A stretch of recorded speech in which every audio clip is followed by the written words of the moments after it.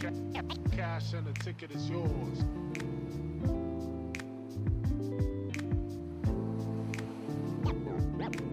Yo.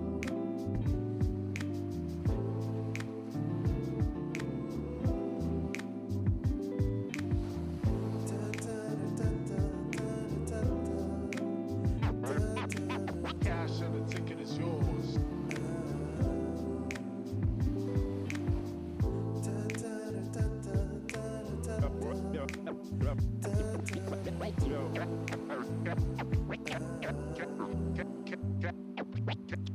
Cash and the ticket is yours.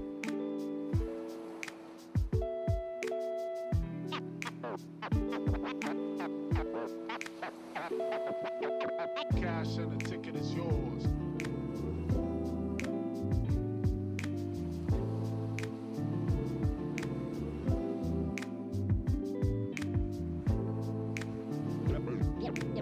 Yo.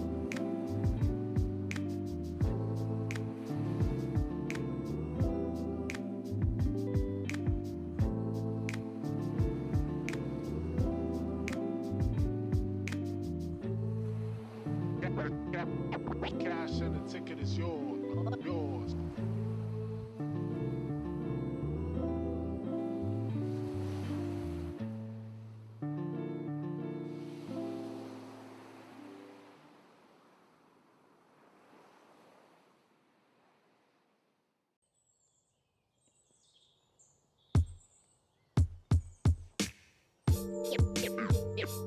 Yeah.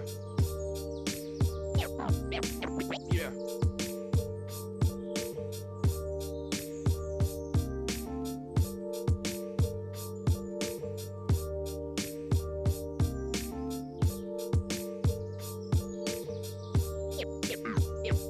Yeah.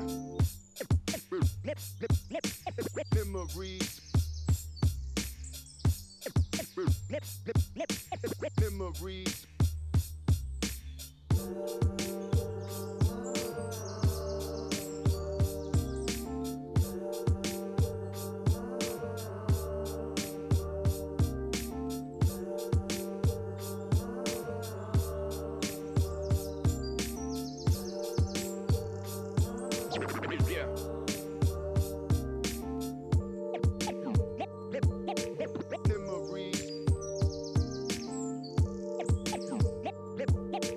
Memories.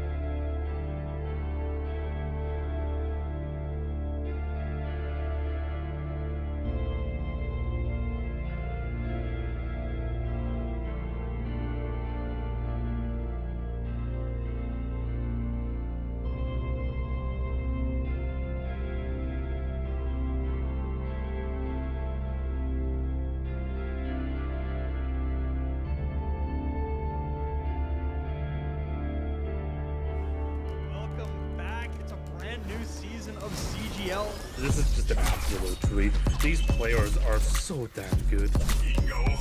The talent on these teams is undeniable. Everybody on every team right now is making plays. It's going to be an exciting start to the season, and it'll just get better from here on out. We're about to step to a whole new era of Overwatch esports. So much exciting action is happening here on CGL that you do not want to miss. Look who's starting it all off, it's Raven. No one necessarily figure out what is the right way to go just yet. What a nice roll through! It's just gonna solidify everything for Mythos. Does come back, and Arsario gets the mech, but I don't need a mech. I'll kill 4 anyway. This is just a highlight reel for Arsario right now. They're making a statement in the EU Masters here. This patch is still incredibly fresh. There's so much to learn, so much to change about the way we play the game. NKC, but the shatter is colossal. Let's get it going. Trades keep coming through. Lores, you're gonna be able to find these shots true. Idu on the overclock with 2. Here comes an Adelaide immediately comes back, like fine skills, slicing and dicing their way through 2-3, so back and forth.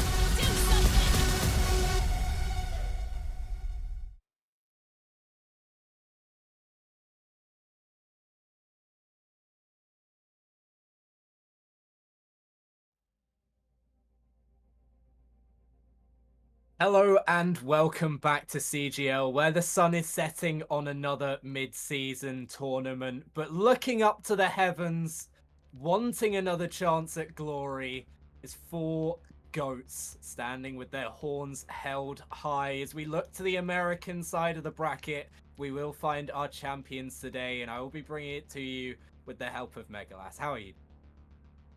I'm doing fine, you know, as you said, it's another in-between season sort of event here. We got the GOATS tournament doing its thing as per usual. 15 teams entered on Friday. Now we're down to the final 4. You get a look at the pretty graphic on your screen. We're going into this upper bracket matchup of Philip and Friends versus Citrus Nation 2. Meanwhile, Way to Thanos and Elite Ball Knowledge are going to be duking it out for the chance to face one of these teams in that loser final here.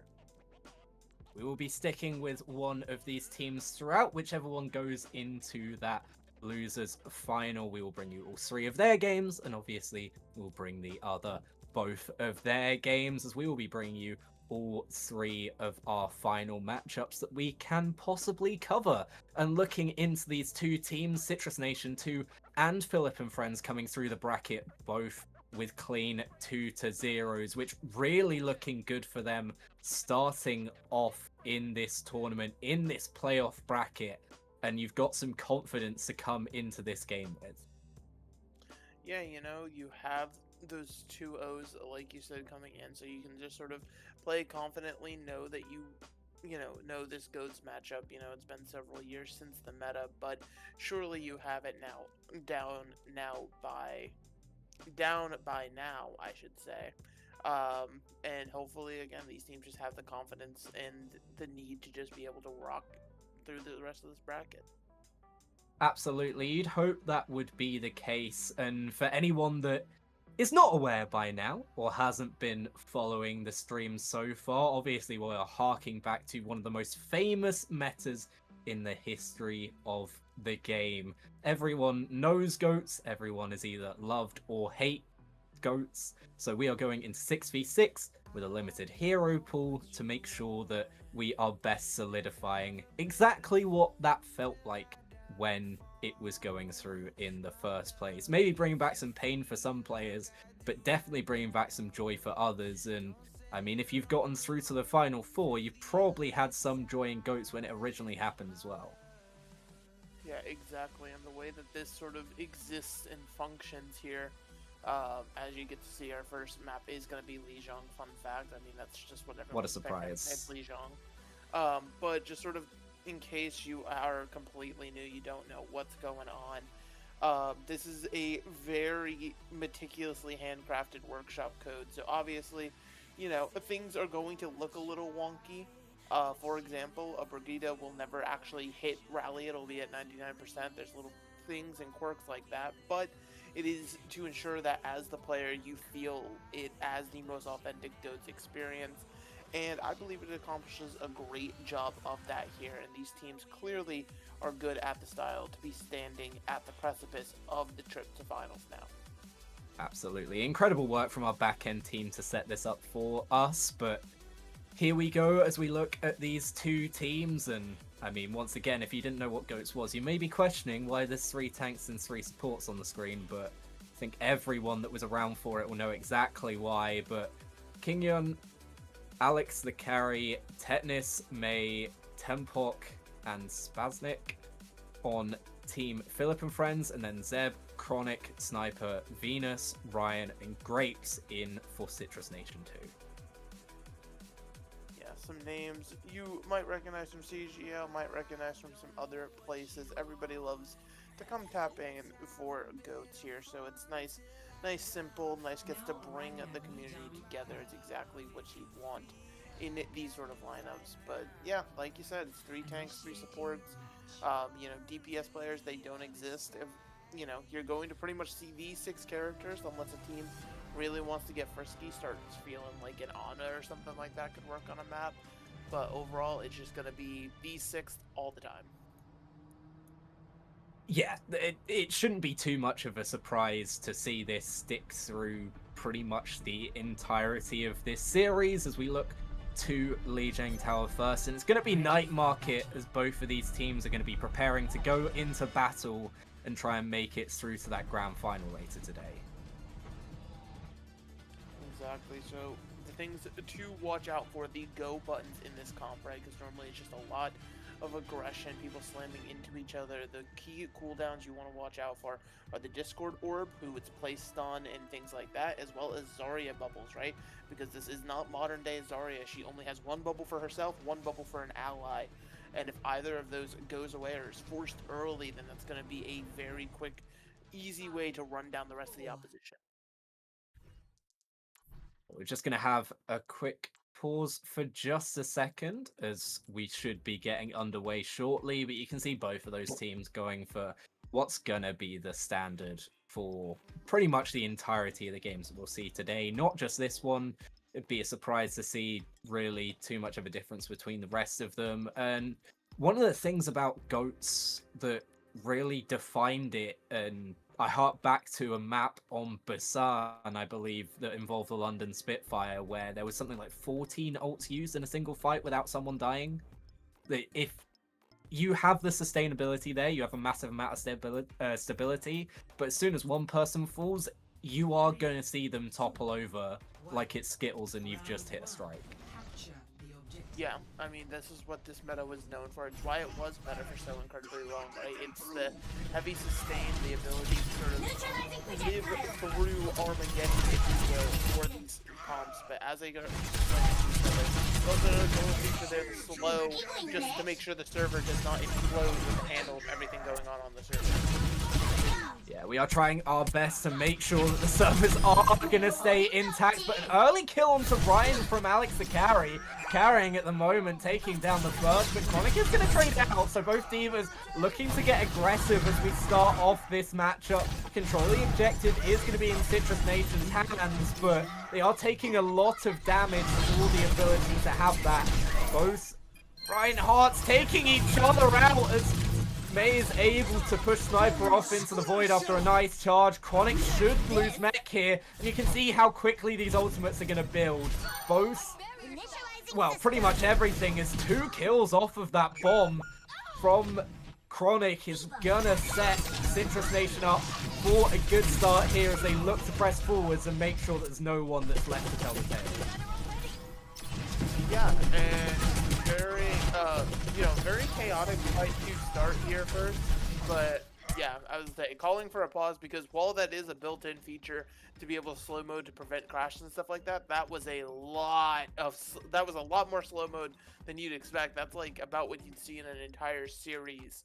So it's very interesting to see that many issues. So we're just going to quickly try to resolve things, make sure everything is a-okay there, because happening every now and again, sure, that's fine, but you know, if that's truly how the game is going to be played, I think it's going to be a miserable experience for all involved.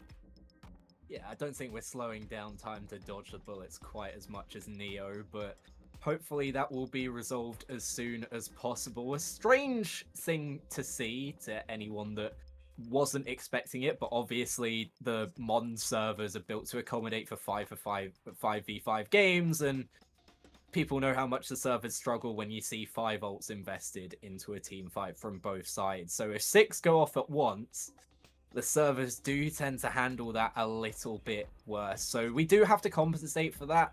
Of course, we are going to try and level it out to a situation where both the players don't have a meaningful impact on them from it, but also we're able to secure the stability of the server. So hopefully we will be back with you guys soon with the game. But Citrus Nation, initially, Chronic looking very strong on this D.Va. I mean, yeah, but again, it was a very haphazard situation where you can't really get your bearings because there was just so much going on, as well as with the slow mode thing, it kind of is tragic when a D.Va bomb comes out in front of it because it does really mess up your timing and how to handle things. But it seems like from what I'm hearing in the background, we are just going to hit a map restart just to be safe, make sure everything is functioning and a-okay here. Which means we're now off of the night market over to the garden, if you will. So ready for battle. Again, we'll have to just see and make sure everything functions a-okay here heading into the map.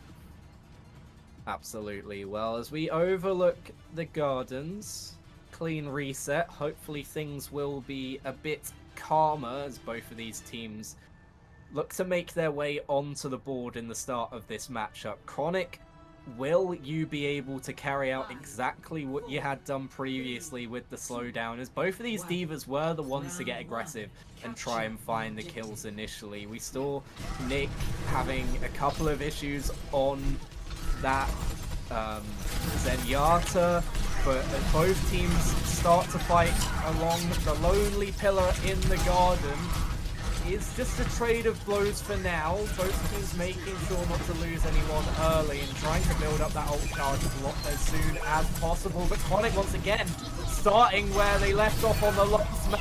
Beautiful boot from May, but it doesn't look like it's going to be enough to flip this point here, as initially it is going to be once again Citrus Nation 2 taking the first fight. Actually, a very aggressive pin is going to be sending King Von back off the map here.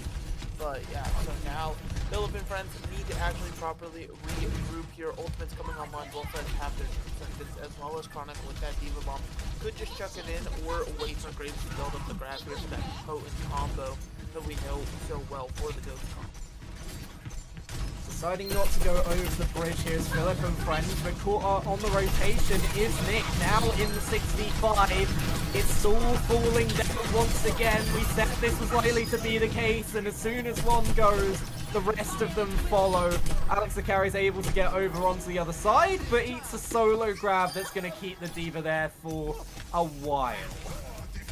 I mean, I know you go ultimate fast, but the solo grabs you stagger a baby D.Va is certainly not something you see every team try to pull off. But that being said, Philip and friends, they do have to try to stay connected on the rotation. Nick's really been bullied at the moment as the Transcendence comes out from Venus to enable this fight in the room, and Tennis falling as well. Once again, it's just too much damage to deal with for the rest of this team. As soon as you lose that support of the Zenyatta, Chronic has been eating things up at the moment. Yeah, I mean, a D.Va that's just anywhere and everywhere has the defense matrix to do it can be devastating. But Alex here has a chance on the other side to score here with the grab bomb combo, but Philip and friends out there. Yeah, there's certain things that can be taken in, and you can see how quickly that Transcendence has almost come back here for Venus. Both slams invested, but it looks like it's a little bit better for King Von, but not able to get a kill off the back of it until Sniper falls. Both sides lose one to a D.Va bomb, but the rest of the team should be secured at the moment in the grasp of that gravitic flux, but maybe not. Chronic once again has found Nick, and Tennis can't survive on the objective. Grapes is going crazy on the Zarya. Von can't even touch the point, and this first objective falls 100-0 as Citrus Nation 2 stamping their mark on this upper finals. Yeah, when these fights start to get chaotic and you're losing members back and forth and when it gets into that scrappy mode, the number one target has to be the Zarya, right? Grapes, as you saw, was left unattended, completely full HP with a high amount of charge and bubble cooldowns to boot there. So Grapes able to just clean up the fight after the fact on Zarya. And while any character can technically do it in this GOATS comp, I mean, Zarya is just the most effective, right? That's what it is. She's one of the DPS replacements, if you will, here. But heading into Night Market now, second go around to see if Velvet and Friends can figure something out here. But right now, they're kind of getting held in their spawn a lot. Mr. Squid's going to try and give some support, but they need everything they can get at the moment. Rotation to the objective means they're going to claim the space early, but once again, it's Nick falling. They need to take better care of this Zenyatta in the early stages of a fight. They have been able to trade it out for Chronic, and an early beat from May off the back of that damage has been able to sustain them for now. They press forwards, trying to find a kill here, looking to make sure that they can trade in onto Sniper, but Tempo's going to be taken down instead, looking to get a little bit too aggressive on that Brigitte, and while Sniper does eventually fall off the map, the rest of the team falls over, and Nick, once again, is going to fall foul of Chronic here, surely. Go in, and honestly, it's very much a tale of two defense right now. Alex can carry anytime that we see on the Diva here, it's always on angles, on some very interesting positioning, trying to get a snipe pick onto somebody like Venus or something like that, and it's just not a sustainable playstyle. It seems gets a bit too aggressive there from Chronic, but has been able to get the mech back.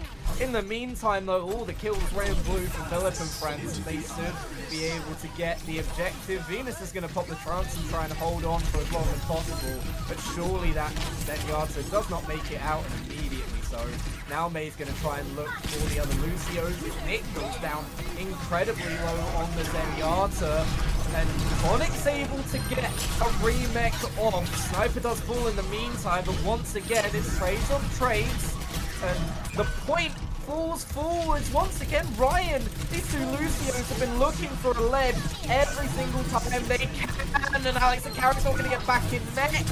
A boot from both sides now as everything seems to be happening at once. The patrolling of the sides has been from Citrus Nation once again, and they take back the objective. Yeah, Citrus, you know, they're certainly leaving their mark on these fights. And you have members that are just living far longer than they should. Phillips and friends need to be more decisive about these fight wins. They're getting good initial fights and picks, but they're not cleaning it up, and that's allowing Citrus Nation to continue fighting long after they should be.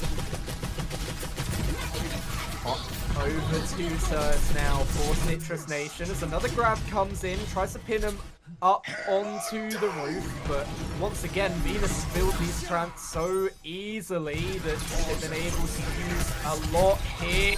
Both shatters invested, and it's so strong from Sniper. They all should fall here, surely. It's only Nick who's able to get one trade, and even that's not going to be enough to stop everything else coming through. They've got a grab here for the touch as well. Yeah, and also the pick was on to the Lucio is going to be able to get back, but it's going to push the spawn for Citrus here. No one's going to make it to the objective.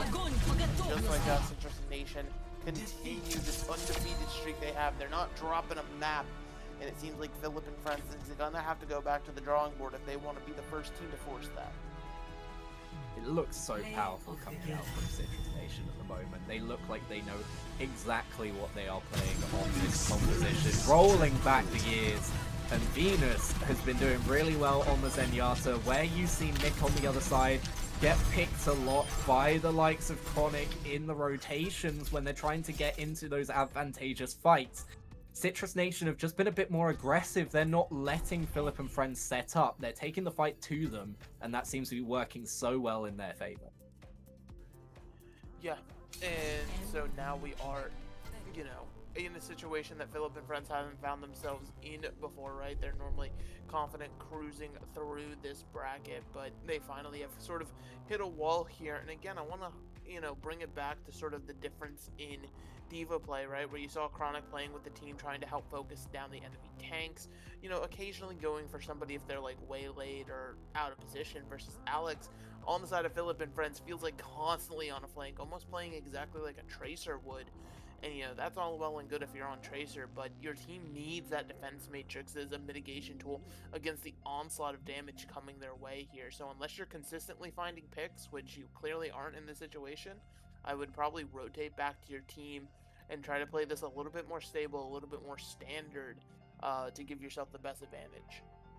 Does seem like there needs to be a bit of a reassessment from Philip and friends, and maybe they've been lured into a false sense of security with how well the playoff bracket's gone for them so far. You come up against a stronger target in Citrus Nation, and suddenly things aren't all sunshine and roses. And immediately that seemed like it was clear on Gardens as soon as we got that server reset in. Citrus Nation really didn't look like they were giving that up. 100-0 on that initial map point. And going into second, yeah, Philip and friends were able to claw back a couple of fights here and there, but once again, it felt like Citrus Nation was the one in charge. Yeah, I mean, and again, Citrus Nation, they're like, when you're in these GOATS matchups, very much people are going to, people are just going to be decisive in this matter. Like you're seeing Citrus Nation, they're not going to just randomly relinquish control of the game here. It's going to be on Philip and friends to sort of be the ones to make the adjustment and bring that fight to Citrus Nation, because we saw they did have a few good fights there, right? But just not able to clean up, not able to get all of the kills in a very quick, effective manner is sort of what hindered them from really trying to take an edge in that last sub round. Absolutely. Well, there is going to be a bit of team rotation for Citrus Nation too. They are going to bring Sniper out and put PDK in, and another strong player coming into this lineup that seems stacked already. Yeah, Zomba in versus out for them as well. They're bringing a couple of players in, and I mean, if they're as warm off the bench as these players have been coming into that first map, it shouldn't be any issue. Yeah, and you know, you have players on the bench for a reason. Sometimes you just need to be subbed out for one reason or another here. But that being said, Hybrid being next up, we have an interesting choice of Numbani here. Normally you see the King's Row in a GOATS, but Philip and friends may be wanting to try to switch things up. This could be alluding to that potential Ana play, at least for first point that we talked about, but overall it could just be one of those things where we're just feeling Numbani today. So we'll have to see exactly what the plan is here for Philip and friends.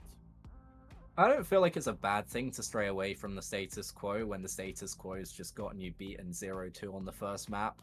Especially with something like Numbani, where you are able to bring in one of the only changes in terms of heroes that you possibly can throughout the course of this tournament. Like you said, that Ana coming in is going to allow for a little bit of flexibility if they decide to go over with it. But in the first case, Numbani, obviously been around for years and years, so everyone should be suitable with it, but it's always been in the shadow of King's Row in a competitive environment. So when you're bringing it into a game like this, maybe you feel the courage to be able to do so, or maybe, just maybe, it feels like you need a switch up, as we're going to see the two teams that are going to roll out for map 2. There's the substitutions, PDK and Zomba in replace of Versus and Sniper, but it's still a difficult team to beat, as Philip and friends are going to look to get their first map of this upper finals on the board. Yeah, that's sort of the plan here for Philip and friends with Citrus Nation. Would love to just sort of put another nail in this one, you know. Less maps played, the better. That way you're nice and well rested for those finals. But we'll have to see exactly what's going to be the plan on the drawing board here, especially with, again, Numbani, sort of the off-kilter pick in this situation. again, you know, do we see some sort of switch up like the Winston Goats, like the Ana, or is this just, you know, tried and true standard, just a different scenery for it today? Yeah, and one thing we haven't mentioned so far going into this is that these two teams are playing for a break. It's a long day of playing if you are that team that goes into lowers and still makes it through to the grand final. And I mean, hopefully for these teams, they'll be able to get some rest in Edgeways, as it is gonna be the Winston for King Von. So something that we alluded to, but didn't know if it was exactly going to be the case, but immediately switches back to the Reinhardt in the spawn. We'll see what they do decide to roll out on, but I think that is going to be one of the first interesting things that we see on Numbani as the attacking side, how they want to stage. Yeah, exactly. In terms of the staging, right? Especially because Numbani is, you know, just ever slightly different than it was back in the day here. You know, you're going to have the attackers on you a little bit quicker than you may expect. So we'll have to see how it's planned here. Currently, you have Situation holding the high ground, and Philip and friends seem to want to take the low ground, but it does mean you're going to take a lot of poke damage on you. Absolutely, but poke isn't exactly what this meta was known for, so they're able to get away with it somewhat, just backing up for the moment as Grayson is moving over to the other side, trying to make sure they can't do too much here, but it's an onslaught once again. Citrus Nation, they've been finding the perfect time to mount their attacks on the other side, and it pays dividends once more.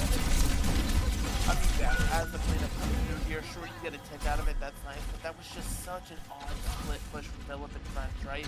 Because the issue with a split push like that is, as you saw, Citrus Nation just chooses to run down one of the two halves here, finding Alex and taking them out of the fight. So now, you know, if we want to try that again, we just gotta be that little bit careful. Self-destruct not finding anything initially, but PDK taking out Tempo. It's a big pick and a perfectly timed slam as well. It's going to catch everyone as they all fall down once more, and Citrus Nation looking to build that confidence once again. Yeah, it seems like they're already doing that. It's a good way to prevent the split push. Hold so far up that they can't even split or go down the same road, right? They have to be going here on this opening staircase. Nice little adaptation from the situation. That being said, oh, but pinned out of Shatter. It's beautiful from PDK. Obviously, no issues coming off the bench, and even with the Transcendence, it's not going to save anyone. Alex is able to get onto the objective. It is not able to be attained once again. A near perfect fight from Citrus Nation. Yes, so again, we're just sort of stuck in this situation where Philip and friends, you know, they're trying to get cute and creative with it, and I appreciate that, but I feel like they have to try to be a little bit more stable, a little bit more standard in what they want to do to try to fight it out. Comes the self-destruct, Scrapes is able to find Nick off the back of it again, and now here comes the slam. It feels like it's always going the way of Citrus Nation. Yes, you've got a bomb in the backline, and yes, you've almost built up to a tick. DK falling, okay, there's something on the board, but Alex has been stuck in the backline, and there goes the mech. They're going to stagger that out for ages, surely. I mean, that's what it's appropriate, but we actually are fighting back to the point, and it was grab out. They're still fighting here as Scrapes is going to be taken down by the slam, but able to invest the bomb, and Azul is not able to get away from it in time. Chronic now on this Zarya, looking as good as on the Diva previously. A bit of a troll there from the Lucio, grouping up the Reinhardt away from the Shatter. But Tempo goes down, and the trades are going to be enough once again here for Citrus Nation, it looks like. Alex losing the mech once again, and yeah, it's just too much. Yeah, very long, drawn-out fight there where Philip and friends really desperately wanted to win it, and they unfortunately not coming away with it. Now means you have to try to find your way in. The pumping comes to the spawn. A little bit disrespectful here, but it's just a situation that you're finding yourself in, and Philip and friends have to try to find a way out of the situation. That's going to help. EDK going in maybe a little bit too far. And they've lost Sombra as well. Yes, you trade out 1 in tempo, but the tempo's going to be with you no matter what. Now they use that Transcendence to get a touch onto the objective. Tetanus is there as well, so no issues at the moment. They get the touch, they get the capture, and maybe just a little bit of overconfidence. Yeah, they're playing far too forward here. Now, with the shatter and grab, oh my. It's beautiful. It's perfect. They're able to combine those ults immediately, and where they didn't get any momentum onto that first objective for so long, second starts in a dominant fashion. Yeah, this is exactly what Philip and friends haven't needed so far here, and it comes off the back of being able to punish this over-aggression from Citrus Nation here. Citrus Nation, they would have to be able to find their footing. They do have to grab to work with, at least in the moment, before something else goes on here. What they can go with. Here comes the Poco, but PDK actually falling. They were able to melt the shield before anything big happened. The Grapes there, but can they find the kills in time? Grapes remix on that grab, and once again, it's all left up to Nick. They're still trying here as King Von tries to get the kill onto Zeb, who survives solo, but just about hangs on. And that feels like it was a just about for Citrus Nation. Yeah, again, that was another fight where taken head on. Philip and friends isn't able to come away with the fight in the cleanest fashion they've won. So now, again, having to push in here. For both sides, the shattered block. Well traversed, but it's not quite enough to keep them all alive. They're able to trade out onto Zomba, but once again, if you're the first one to lose someone in these fights, it feels like it's inevitable that you're going to be taken down. They have tried to stabilize it, and they do still have tempo. That beat and Transcendence used at the same time isn't what you would want, but it's kept them alive for now. Poco kills Tetanus as Nick is able to trade out onto PDK. A lot going on at the moment, and Citrus Nation just decide to regroup. Yeah, it's gonna have to be a regroup here, as that payload is ever closer to this checkpoint, and that's a massive pick though for the defense to come up with. I think that they're gonna in the final moment. It's a perfect time Transcendence. Can they avoid the bomb though? They can, but the kills still come out anyway. Ryan's not able to get away from Tetanus, and this should be another objective captured for them. The grab there should be more than enough to deal with this. And yes, they get aggressive, they lose a couple, and maybe it's not here. Chronic not able to hold on, and 1 minute and a half is set back onto the clock. It feels like once it hits overtime, another gear is found by Philip. That seems like the overtime is where they flourish. Which is a skill of people's own right here. Now has to be careful. PDK found.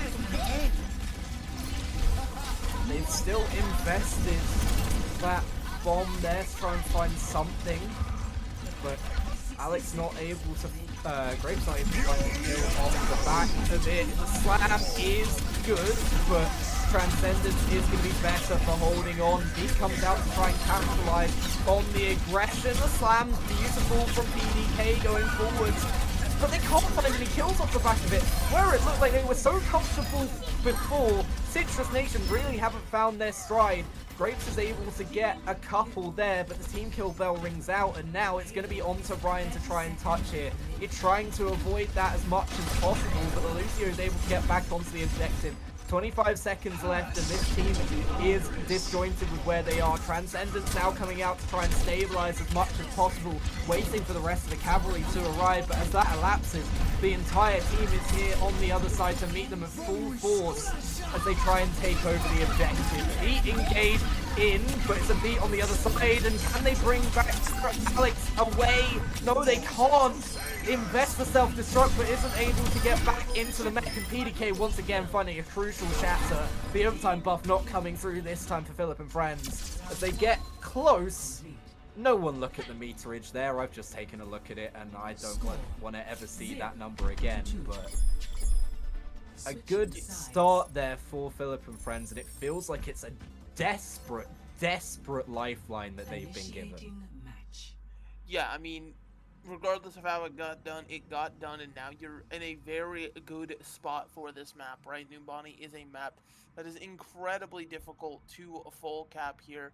So Philip and friends certainly have set themselves up in a lovely position. Citrus Nation now actually has their work cut out for them, realizing maybe they've done a little bit too much trolling, a little bit too much overextending, because now they're actually being punished. They're being, counterplayed and just simply beaten in some of these fights by Philip and friends, who finally have confidence behind them now. So we have to see exactly what Citrus Nation plans to do on their own offense now. They're going to have to be the ones trying to breach through this first point, and we saw how difficult it was the first time around. It feels like the fundamentals are just there in swathes more than Philip and friends were able to put them in on the first map. But as we tick down to the attacking side for Citrus Nation, if they can bring back the momentum, wrestle it back into their favor, they could still be a massive threat here. 5, 4. Yeah, absolutely massive, insane threat, but we'll have to see what the intention is here, as everybody's going to be flying up. And it seems like Citrus Nation is going to push as a team to try to take the top.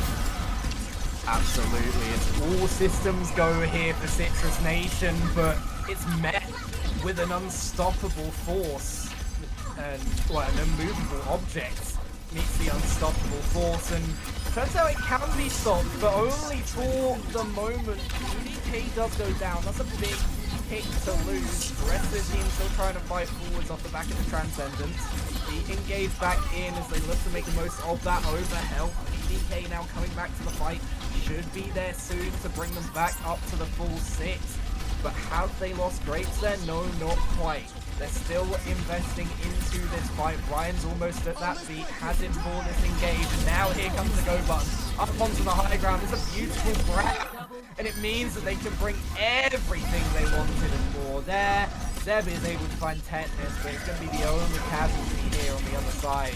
EDK waiting to try and find something here, and it's going to find King Von, but loses his own life for it. Yeah, and so now you are King Von trying to make a very good decision on the point again. They always have the issue of cleaning up these fights, and that's another situation. I mean, Ryan being allowed to live there, I know you don't want to pursue the kill and risk your own life, but that's just ridiculous. It's disjointed as well from Citrus Nation. You can see their players coming back from the spawn. Obviously, they might not have known that for Philip and friends, but if you want to stall them as long as possible, you've got to chase those kills. Both bubbles invested as a massive grab comes in, but once again, they're not able to find the damage needed. And the flip of the fight off the back of King Von's shatter is perfect. You're able to get someone onto the objective, but not a tick to be found by Chronic. And once again, sent packing a Citrus Nation. I mean, yeah, Citrus Nation, they invested so much into that. To lose that, it's actually a very bad situation for them to be in here.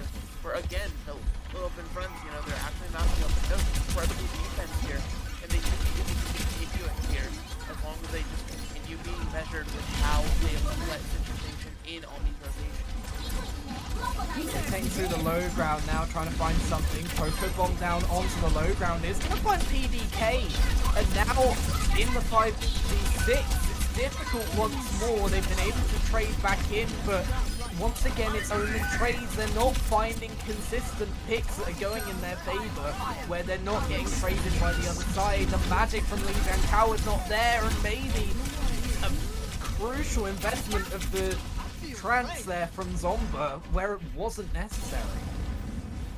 Yeah, I mean, you pop that Transcendence to try to save Chronic's life, and because that failed, then it becomes the waste, like we said here. If you have Shadow, but you want to try to force this fight onto the low ground to get as many people in it as possible here, but that just works well.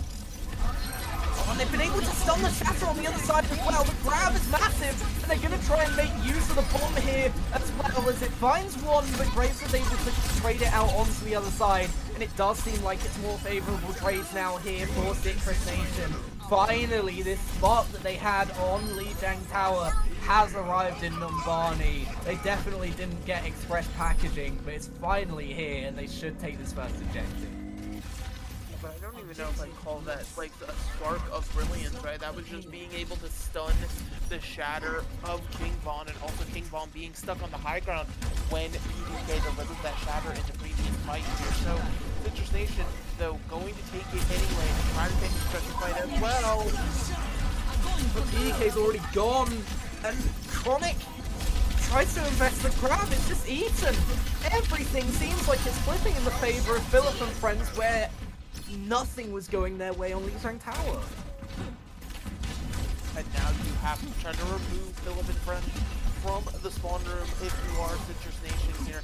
And you have to do it without tools, at least for the moment. You do have to sustain the rally, but things like Shatter just being able to deliver. Not able to secure a kill off the back of it, but Zeb's found with the charge. Now the reinvestment the other way. And once again, it's just trades. There's no definitive kills here. There's no definitive wins. And when that happens, it's always going to be the defender's advantage. Time picking off the clock once again. You save Chronic and you save the charge as you look to get your friends back out from the spawn doors now. The rest of the team having to back up on the other side, knowing they can't play the numbers disadvantage, but everyone is back to aggress this once more. Chronic is trying to poke from a bit further away. Investment of the bomb is not going to find anything from Grapes, and Zeb falls, but so does Alex. So going big in this fight, finding 2 early duels, and that Zarya's looked so much better in the hands of Tetris than it did on the first map. Yes, Chronic's able to trade one, but once again, it's Tetris running the show. That's running the show. You have a baby Diva Stagger trying to get to the edge, so desperately yearning for the void here. And now it's just another situation where actually we have Chronic and PDK switching it up, where Chronic's going to go over to the Reinhardt, PDK instead on Zarya now. Be interesting to see if this swap actually nets them anything, or if it's sort of desperation trying to figure something out with their zone, but seem to have their number. It feels like you need a switch up here, but you're not going to be able to save Chronic with a Transcendence from that death. Zombo once again is forced back into the spawn doors. The overwhelming aggression that Philip and friends have been able to set through really has put them on top. Yeah, now Tetris is just going to play up. Like, I mean, literally just grab the spawn doors. If they take too long getting out, this could be the end of the map right here. Nobody can just cut to the point. Yeah, they have no clue Zarya's there. Not a single clue in the world. No one looking for it, and the grab does find 2. The investment of the bomb actually from Grapes is going to be bigger than expected. But the sustain's not going to be there on the other side. Grapes still trying to fight through here, and they're finding the kills that were necessary. The overtime attacker's buff has definitely been strong here on Numbani, and they've got to try and find Alex here for a stagger. I mean, it doesn't seem like that will be the case here. It seems like Alex is going to get out and regroup with the rest of the squad here. But it's one of the things that we can find to pick early enough. They're able to keep Grapes alive just about after the shatter from King Von, and now the ultimates are starting to build up the Citrus Nation. They just need to survive. Ryan's going to try and help with that, with the beat and the Transcendence, everything in the kitchen, the sink being invested. But where's the kills and the kill feed? Finally, they come through like a wave of blue up in that top right. They've finally found something, but still the ults are there for the sustain. Finally, it looks like they are finding the kills necessary, and they find themselves in the same situation as Philippa's friends found themselves in before, just about managing to get over the line, and a minute and a half comes on the clock to try and get to that meterage. Yeah, I think it's just one of those situations where overtime obviously, you know, makes it a little bit more frantic for the defenders, whereas the attackers are just able to sort of establish their base and know what needs to be done here. That being said, Citrus Nation still have a ways to go here, but they're starting to piece together. Some of these friends going to match them with a heavy ult fight here. They honestly are giving up a lot of payload progress to free, like making it so late to make this fight. Yeah, Tennis has fallen early. Now you've given up everything that you would have wanted on the other side. Alex is going to try and trade it out, but you're only able to get one and then trade it out yourself. King Von with a solo grab, not going to be able to stay alive. And where it felt like it was so good on the other side, they've invested the grab to try and find something, but it's not going to be there. So close, but yet so far for Philip and friends. As the friends are eventually taken down, and Citrus Nation, after a massive scare, not letting them have Numbani, they rally in the final moments, and my word, just about getting over the line. I mean, yeah, that was just insane. Like, it's just insane, because realistically, that was Philip and his friends' map, right? They had it dead to rights here, but then just a horrible misplay on that last point, where you just give up so much. But instead of taking third point into a 2, potentially 3 fight, point that it can be, you turned it into a single fight. You allowed them to just move the payload the entire time for free, uncontested there. And by the time you go to engage for the fight, it's already too late. Citrus Nation has the aggression behind them here. So Philip and friends, close but no cigar, now needs to try to figure something out to try to make this reverse sweep happen. That's something that they're definitely going to be kicking themselves for. And it's difficult coming back from something like that when you're at the precipice of losing in this to a clean 3-0. I say clean. It's not very clean, but they're getting the job done anyway. They know how, Citrus Nation. It's difficult to get the mindset back in now as you find yourself on the opposing team's match point. It's just gonna have to be a reset and take things as much as possible. I believe we've got another map in, but we will wait to see it in just a second. We should be running it now, so we will see what our third map is going to be and whether it's going to be a final map as we go back to 2CP. Hanamura is the one we will be going to. We love to CP. It's what we do here, especially during goats, right? I mean, this is just one of the modes that really exemplified goats purely because of the era of the time of the game here. I personally said that we should maybe try to include Clash in goats for the future. I'm a crazy one for that one. I don't even know if Clash still exists as something you can click on in the custom game. That'd be interesting. But yeah, so we are heading to Hanamura though, and you're going to see the old pain points of Hanamura, right? This first point choke, we all know it as the demon it once was, or maybe you don't know it. Maybe you're an Overwatch 2 head and you don't know what you're about to experience, but make sure you get those notepads out and take some notes. It's going to be so difficult to push through that initial choke point, and that defender's advantage over the choke is gonna pay to a lot of things, but we have seen both of these teams force through choke points before on that previous map in Numbani. What's to say they can't do it again, as there's no changes to either side going into this third map. We'll see which team comes out on top here in the Sakura Blossom filled Hanamura. In place Japan, you gotta wonder where Shion was during all of this. If you're looking at this map, thinking lore-wise, you got Hanzo, you got your Genji and all that stuff. But it seems like the role swapping for Citrus Nation not done just yet here, as you're going to have Grapes back over to the Brig from map 1 here, but instead Zamba on the Zarya, PDK now onto Lucio duty. Seems like they're just playing musical chairs with their players here. Meanwhile, Philip and friends going to be sticking with the tried and true. Coming out of the attacker spawn, everybody on their same roles, trying to see who can accomplish what. This first choke point's going to come under threat for the first time in this matchup. I'm sure it won't be the last, as initially Tempo just run over to try and get through into that choke point, but they're not allowed to get there at this point. Alex is already down so low, just about able to keep the mech, and it's going to be a forced backup for Philip and friends. Yeah, and almost a forced backup on the other side of things, so incredibly low with the PDK. Regardless of the hero, the feed drive can't be turned off, it seems here, but we're already going to see the total where Team Long's going to be able to lay the shatter down. Ryan going down a little bit low, but does have the Transcendence to fight in with. After doesn't connect there from King Von, and the Transcendence now out from both sides, and Mirror Beast as well. It's a Q-fest out here, but it seems like once again, Citrus Nations are better for it. Ryan finding the first kill of that fight, and it all comes crumbling down once more. Stagger onto Zomba is nice for the war of attrition, but at the end of the day, you are being forced back into your own storm. I mean, yeah, but like you said, that's a kill on Zoma. That's a character that takes a while to get back. You're spawning all the way at point 2 here.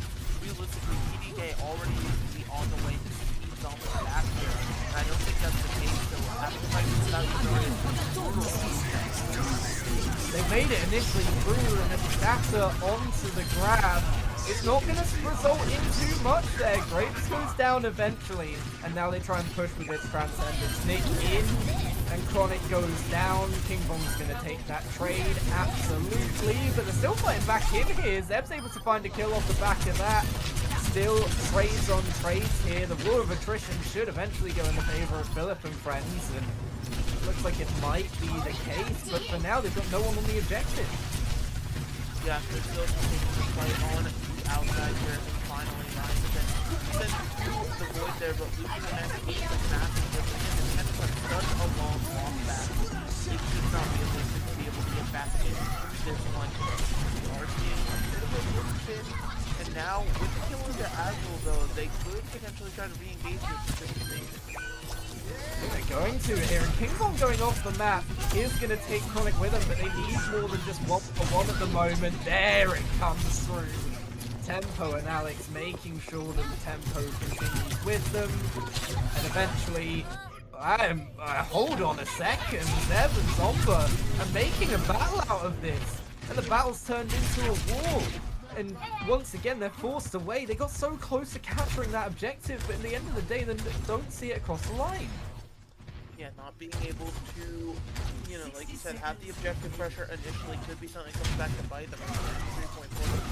That's just an extra second or two on the objective. You would have had it captured. But instead, you commit to another full the assault here. The Shatter ends up whipping, so now it's going to get even harder still. Yeah, you've got to assert this choke point once again. You'd hope that the first time you breached it would have been the last time you'd have to, but in the course of the grab coming through, they lose one and another is caught out on the other side. They're still trying to invest into this, but the grab is beautiful from Zomba, and they all go away. 20 seconds now left on the clock, and it might be an almost full hold here for Citrus Nation.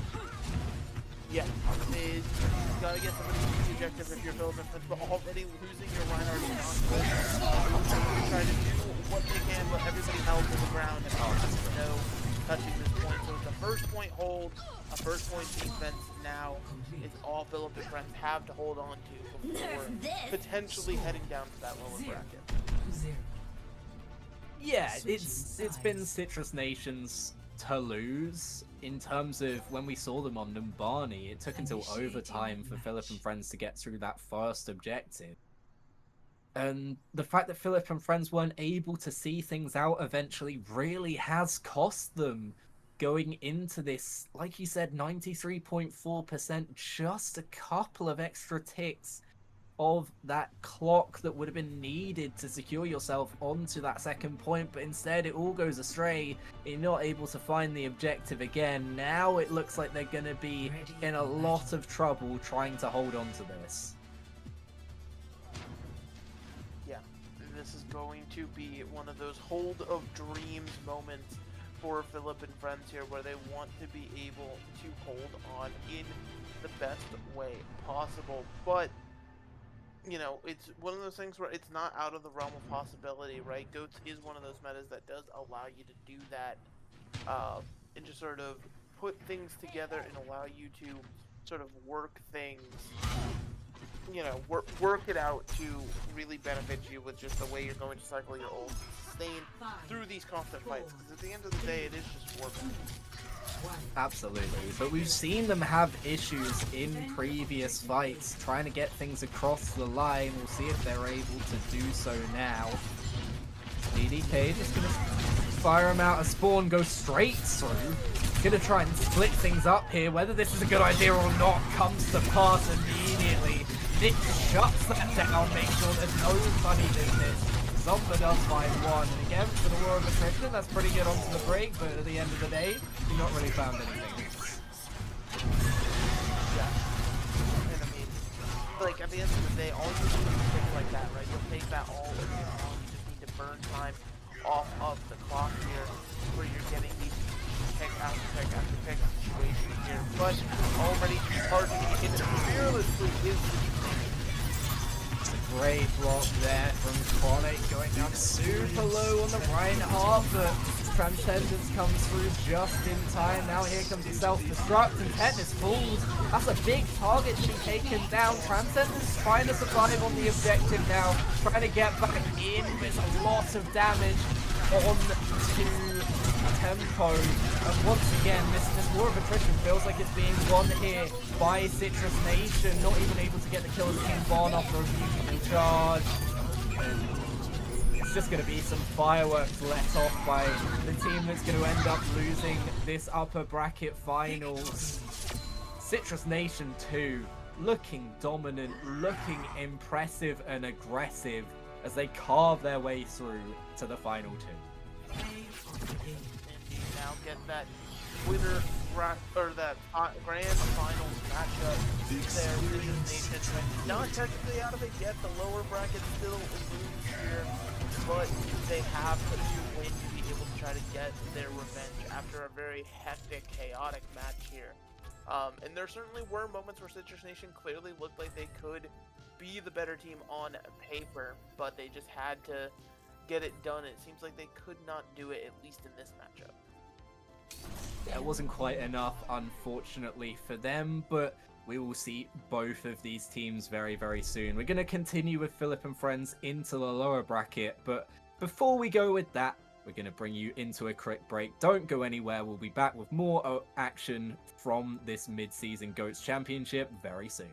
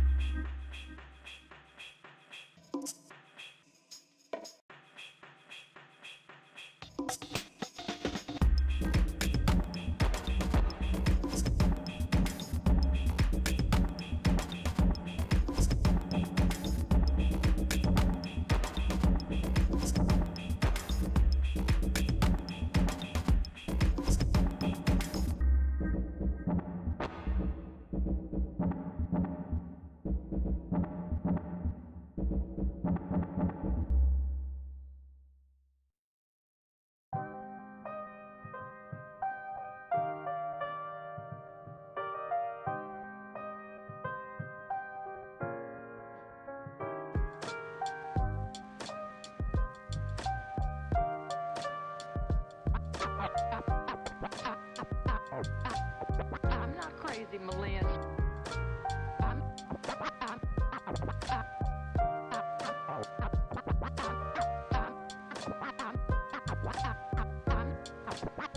not crazy, Malin. I've just been in a very bad mood for 40 years. 40 years.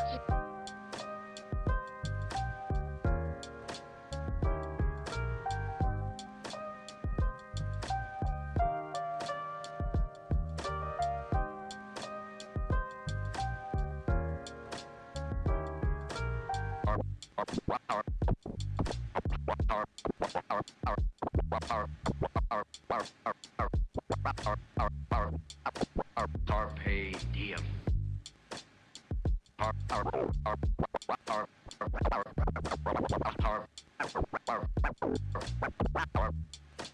Carpe diem.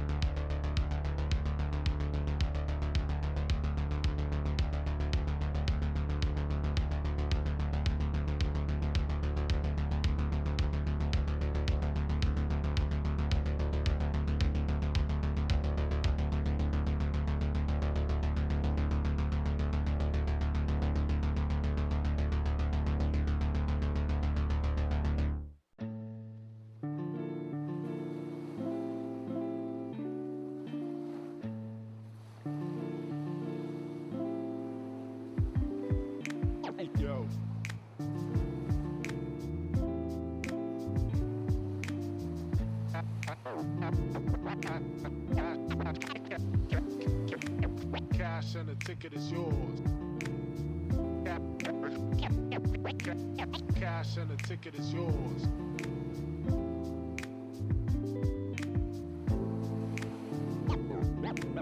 Yo.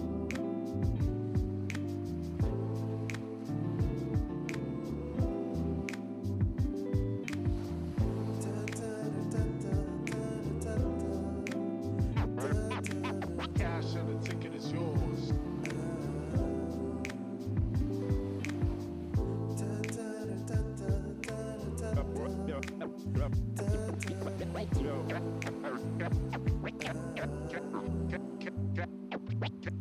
Cash and the ticket is yours.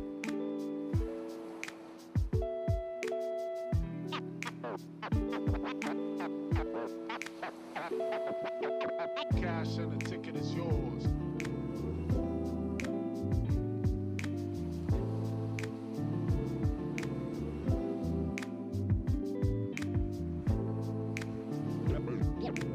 Yo.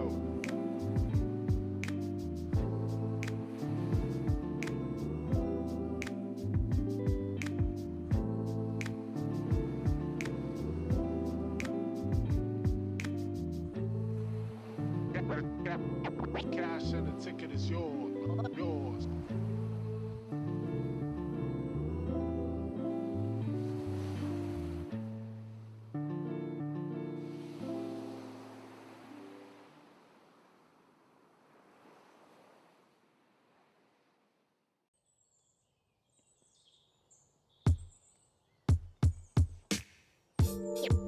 Yeah. Yeah.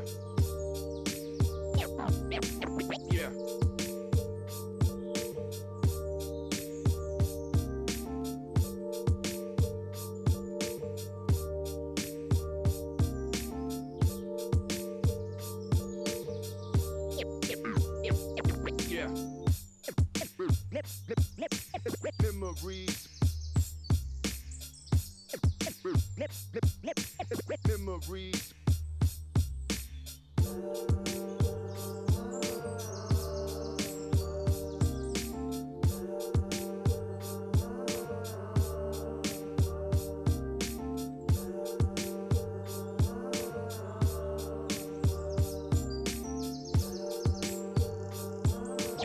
Yeah.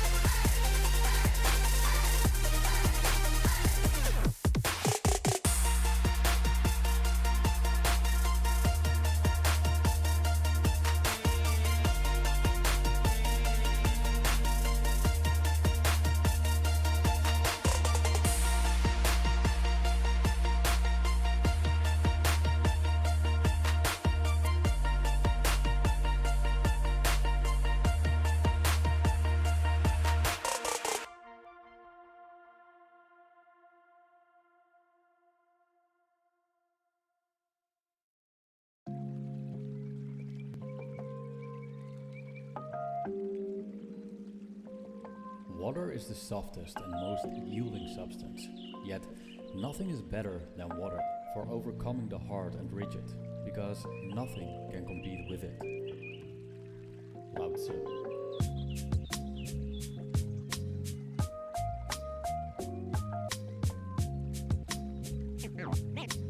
Name straight, new wave.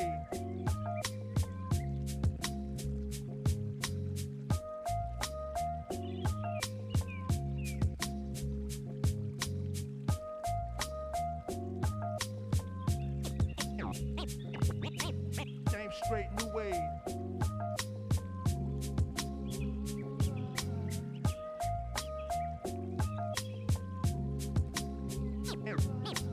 Name straight, new wave.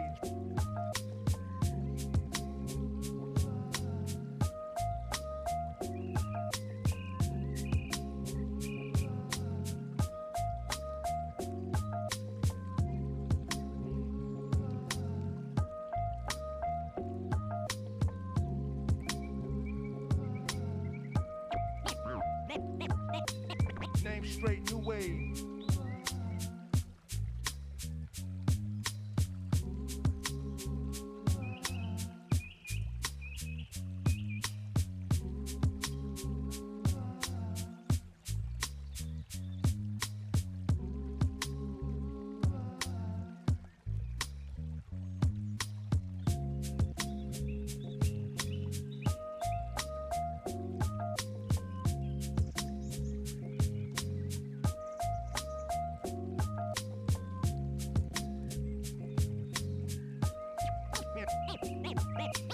Name straight, new wave.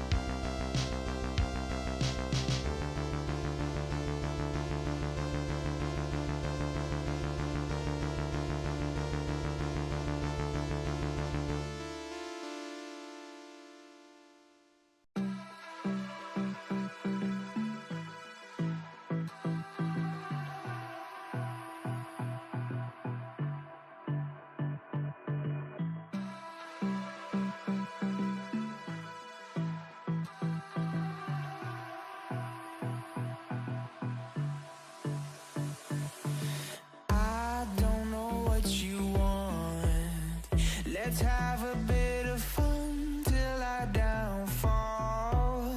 My love, if you feel like I do right now, don't say you're on the run to the other side, my love.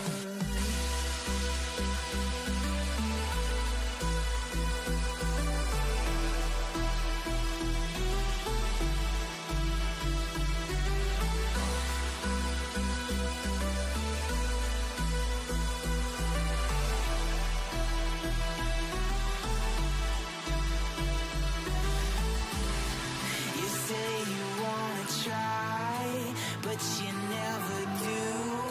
Sugar, there's a reason why we lose.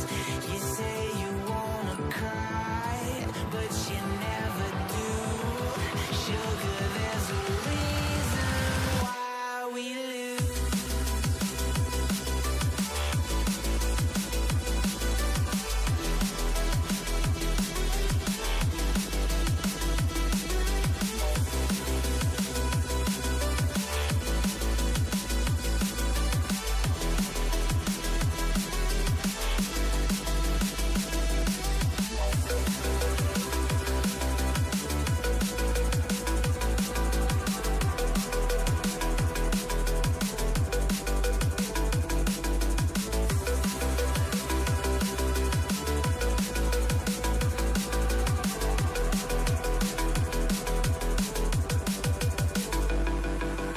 I don't know what you want. Let's have a bit of fun till I downfall. My love, if you feel like I do right now, don't say you're on the run to the other side, my love.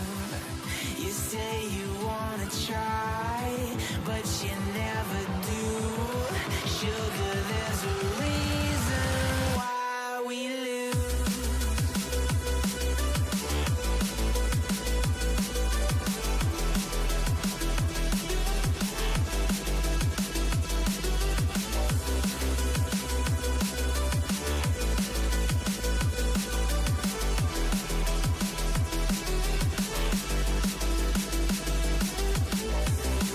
You say you wanna try, but you never do.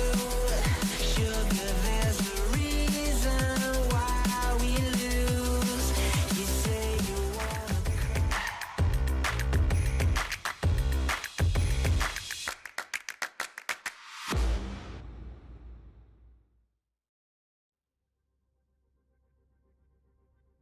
Hello and welcome back with us in the CGL NA GOATS tournament, where we've now got a matchup between two squads that were both sent down to the lower bracket by the same team. Unfortunately for either of them that win it, that team is waiting for them in the final. It's Philip and friends who've just seen sent down from that upper bracket final versus Way 2 Than Us, who were able to make it through that lower bracket semi to find themselves in this matchup. The final three is now decided, and also decided is our first map. No surprises to anyone. We are going to Lijiang Tower. Yeah, Lijiang is interesting, but also, you know, even though they lost, I do want to point out Elite Ball Knowledge was also sent here by Citrus Nation. Every single person in the Final Four has a revenge match against Citrus Nation as their argument, which I find really funny, but also telling of how good Citrus Nation has been. So either of these teams, whoever comes out of this matchup to get to face them again, it's going to be a very intense climactic battle, for sure. Absolutely. The fact that they've now beaten every single team that made it through to that Final Four, and not just beaten them, they've taken every single map off of them, is absolutely ridiculous levels of dominance. But we look at our rosters, we know Philip and friends, we've just seen them, King Von, Alex Akari, Tetnis, Reality, Tempo, and Nick. Whereas on the other side, Way 2 Than Us, Chain, Hero, Performance, LCS, Cameron, and Gorilla are going to be your starting six. And I hope for both these teams that we're going to have them come out of the blocks quite quickly, because for Philip and friends, that wasn't the case in our upper bracket finals. Philip and friends, you know, they have had some time to relax, get things reset, you know, be back in control as needed here. But, you know, for the other side of things, you know, way too Thanos, like, they just won their match probably like 10-15 minutes ago. They're already going into the next series. Like, this is just going to be one of those things where we have to see if potentially the momentum carrying them forward can continue to do that here, or if Philip and friends can finally, you know, get something going in their own court. Absolutely. Well, speaking of being in control, we head back over to control, and our third map point that we didn't see in our first matchup, it is going to be Control Center, historically known as the brawliest of this map. And as we head in, it is going to be the same lineup for Philip and friends as we saw previously, pretty much. And then on the other side, way too than us going in, trying to get aggressive here, and probably going to be the first and only neutral fight, and immediately Chain landing that fire strike onto King Von, and now the rest of the team is stuck in server. Looks like it's going to be a massacre as soon as they can aggress onto this. They're having to slow down a little bit. The sustain hasn't quite been there to hold them up for long enough, so now they just back up to the objective and try and stage things from there. So now having to get that reset going here is going to be interesting, but already engaging with LCS really engaging off the back of that as well, making use of the ability to just get into the backline and take down Nick immediately. It's been a rough time for Nick on Lijiang Tower, and that seems to have continued here against a different opponent. Oh, most certainly it has here, but, you know, now heading forward here, you're seeing it way too famous, rolling forward here. Oh, I was going to say, James committing to that pin, that's impressive on so many levels. Something happened there. I'm not sure where Hero fell off the map. It feels like it was an ill-advised push at the very least. Perfect grab into the corner though. And as Nick's Transcendence expires, everything is executed by Chain. Do they need those final ults? Maybe not. Have they invested them? Yes. But at the end of the day, they are still in control. Yeah, and Philip and friends, you know, a little bit discombobulated here. They're trying to take the top pass. Chain's already found one. King Von's going to try and even things up with the Shatter. It goes huge, and the kills are converted off the back of it. Now they invest the grab as well, and even with Gorilla finding reality, the rest of the team sent back down to earth as Philip and friends finally get a fight on the board and take the objective into their hands. Yeah, and so now being in control for the first time here, Philip and friends definitely want to try to keep the momentum going. Under pressure is low, they have to be careful. Just about managed to navigate the bomb there, but King Kong's found performance, and it feels like that's the exact same thing that's happened for the rest of the team as they're finally finding the kills that they weren't able to convert previously, and once again, way too Thanos maybe getting a little bit overconfident early and being forced back because of that. Yeah, so now it is going to be good control here from Philip and friends, you know, making things potentially being over-aggressive here, doing too much, from having to close the distance. But they've taken down the Shatter. That's now off the board for the rest of the team, and Shatter's coming the other side. They haven't really been able to do too much with it, but here comes the sustain ultimates from the support. They're trying to do as much as possible, but Alex isn't able to survive. Kane's going to take the 1-for-1, and now with the investment in the grab and the beat, they're trying to secure these kills. There's a really good beat on the other side. Tetris has been able to find something here. They're still trying to stay in this self-destruct. Is going to be enough to win things over at the end of the day as Baby Diva takes out a couple of players there. The rest of the team just staggering out, trying to get to the objective, but it's not going to be enough. Way too than us, looking to continue this momentum, and at least from the starting gates, they seem to have come out of the blocks all guns blazing. Yeah, definitely coming out, being the aggressor here, wanting to continue the momentum from the match they just won. And again, you know, that's something with these sort of bracket matches that you have to take into account that, you know, people don't factor, you know, the mentality coming in. You know, Philip and friends, sure, they were in upper bracket, but they're coming into this matchup off of a loss. potentially demoralized already, whereas way too famous, they already have that win under their belt to continue to keep their hope alive. So it could be something where that just propels them that much further forward. These teams now exiting the spawn doors for the first time on Gardens as they look to phase up towards the dojo. Trying to get in here, but LCS finding 2 of the move early. The Enviro is going a bit mental as Hero's able to clean up as well. 4 players in total falling off the map for Philip and Friends, and not the start you wanted. Not the start you wanted it, but now we can get a little bit too creative with what they want to do. Yeah, Chain, I appreciate wanting to go for that pin, but that's just a game that right there. Now, we're not even getting some happen. And that shatter in onto Gorilla is going to catch, but Performance is going to make sure that it's not going to pay. As once again, where it feels like they're down and out, sometimes way too Xanos, they're just able to find those miracle picks that you need in a tournament like this. Yeah, and those miracle picks are exactly what you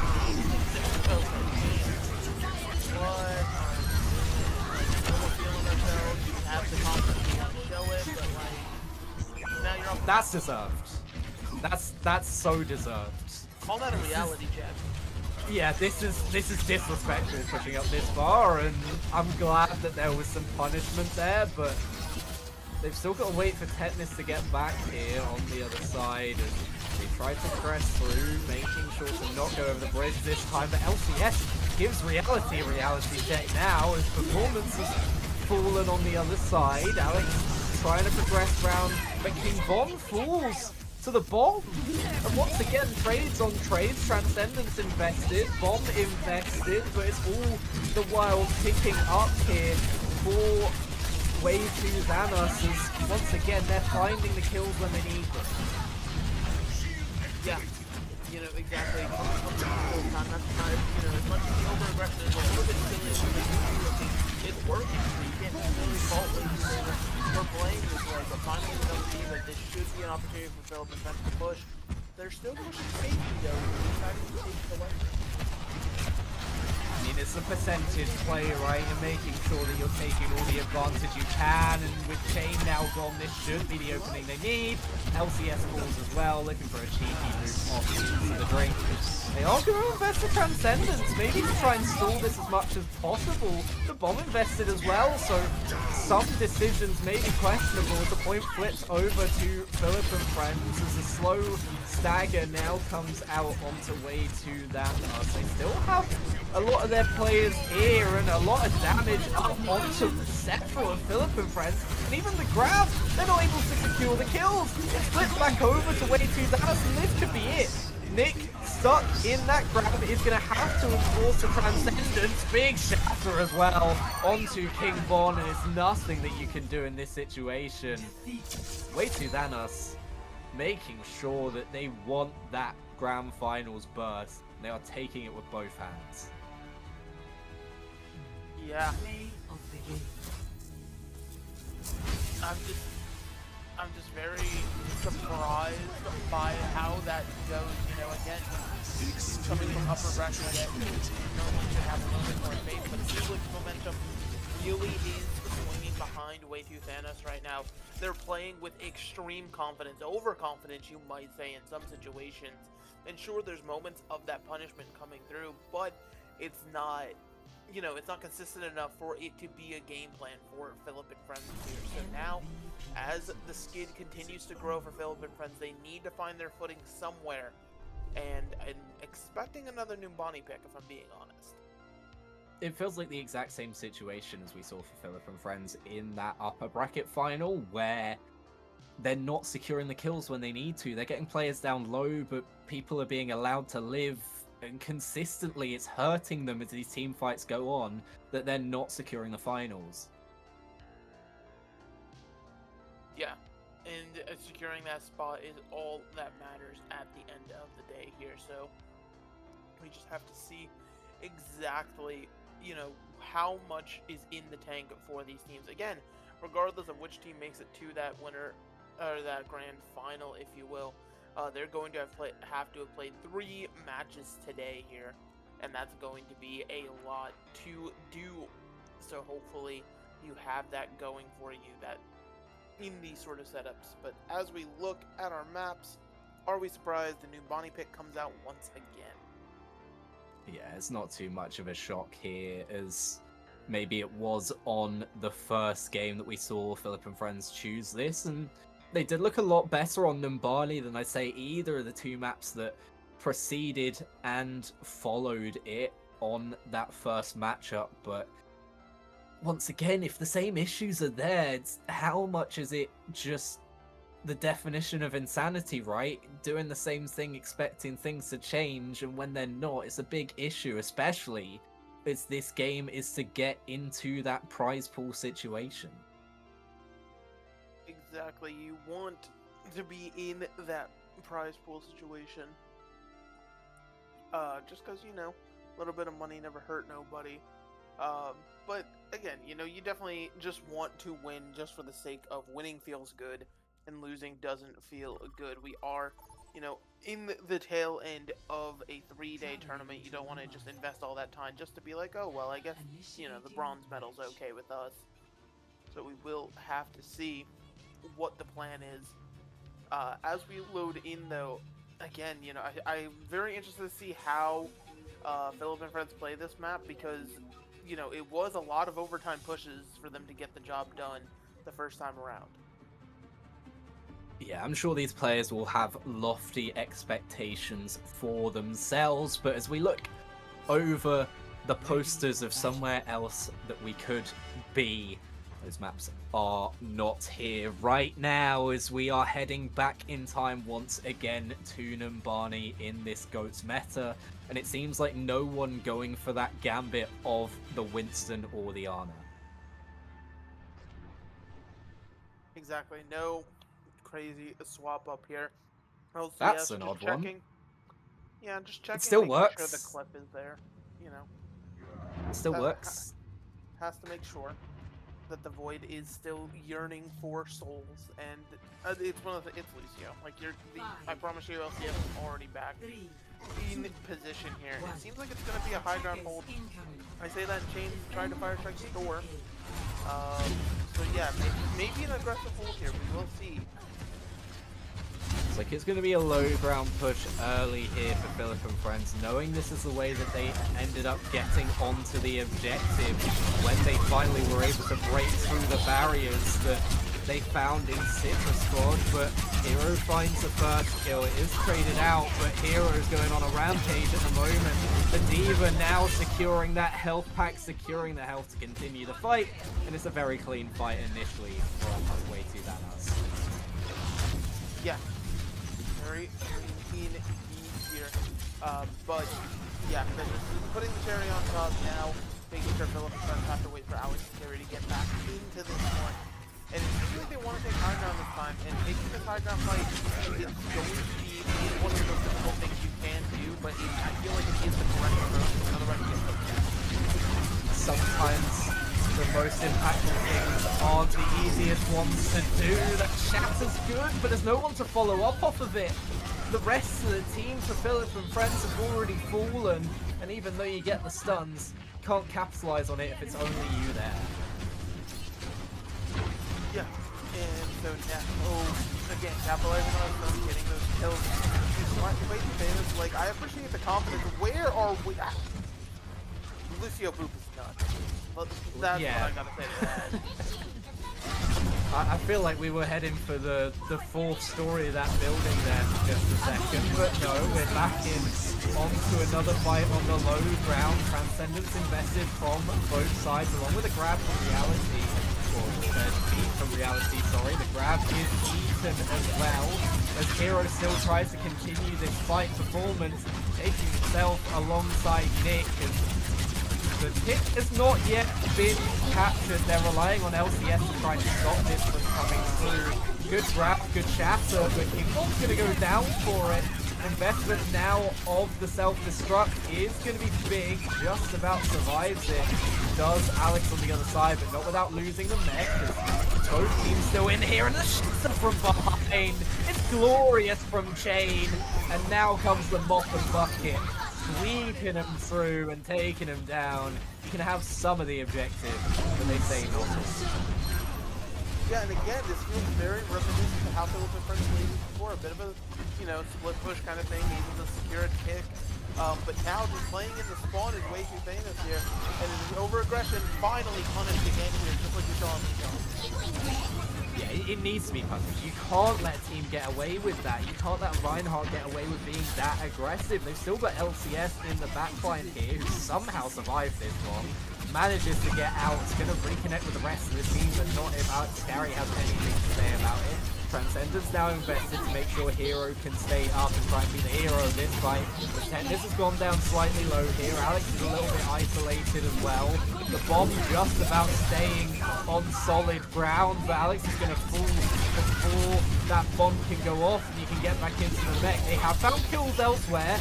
King Von just trying to stay alive here, trying to make sure the rest of the team can do the same. Reality goes down with the beat. No, here comes the shatter from King Von. Can they find a kill off the back of it? Yes, they can. Gorilla goes down, but still, it's trades. It's not anything fundamental that's going to take you in this fight. Finally, they find 3 in a row, and Nick is the hero eventually to take down the opposing Diva. Chain with a last-ditch effort to try and find some kills here, but it's not going to be the case. And once again, it's going to be an overtime capture for Philip and Friends. Are we sure we're not watching a replay here? We're watching a replay. It's certainly, he's not going to be pretty for Philip and Friends here. They'd love to change the pace if that's the case. Man, they have to do it. Probably starting here, right? You have a situation where you're not having to face the full team. The Reinhardt is still on the way back. But you're not, again, they're being hesitant here, and it's allowing Wayne to have this regroup time, and now the Reinhardt already is. Yeah, Chain goes in, but it's a good counter to it. Now here comes the Diva bomb, able to survive that, and here comes the aggression in onto the backline. They still have grab in the back pocket. Transcendence has been invested into this fight by Nick, but it's enough to get them over the line, surely. Just, you've got to make sure these kills, these damage turns into kills. Transcendence is going to make sure the grab isn't going to get as much damage as he wants. It's followed up by a shatter though, and it's a big stagger onto these players. This cart has been progressing the entire time, and it's a really good fight here from Philip and Friends. The fight that you need right there. You know, being able to punish the overextension from Chain yet again to start that off, and then keeping it snowballing from there. Great. Wait for Famous. Now if they want to re-engage, like you're seeing, it's going to be pretty haphazard. It's a beautiful boot into the bomb for Hero. The rest of the team trying to stay alive. They are still trading out on the objective, but it's already progressed to the 3rd point without the use of overtime this time. Now we know that we're not watching a recording of the last game, but they don't quite have the numbers to try and overwhelm first. Yeah. And so now, you know, with the 3rd point here, of course, it feels like these bombs always end up going by the wayside. Nobody's really setting up. It feels like constant aggression here. And that's an MTD right there. Chain making sure to block one Reinhardt slam, then follows up with another that's absolutely devastating. They need to find something else here, and they do that off the back of the grabs from Performance, making sure the tempo is stuck and can't get away. Do you progress even further here? Do you get greedy for these kills? Feels like they have been recently, but no, Chain holds ground for now. Yeah, and so now, hard trying to see what else he can make here. He's trying to push up. King Bomb wants to be aggressive here, try to follow up with the bomb. Unfortunately, he doesn't actually do it. Tempo's fallen once again. King Bomb's down low. The Transcendence will make sure that that's not a worry for too much longer.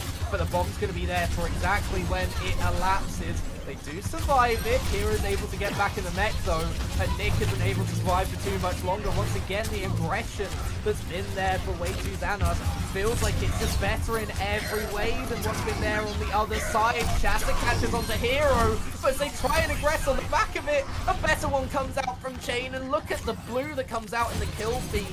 They're progressing, they're in the spawn doors once more.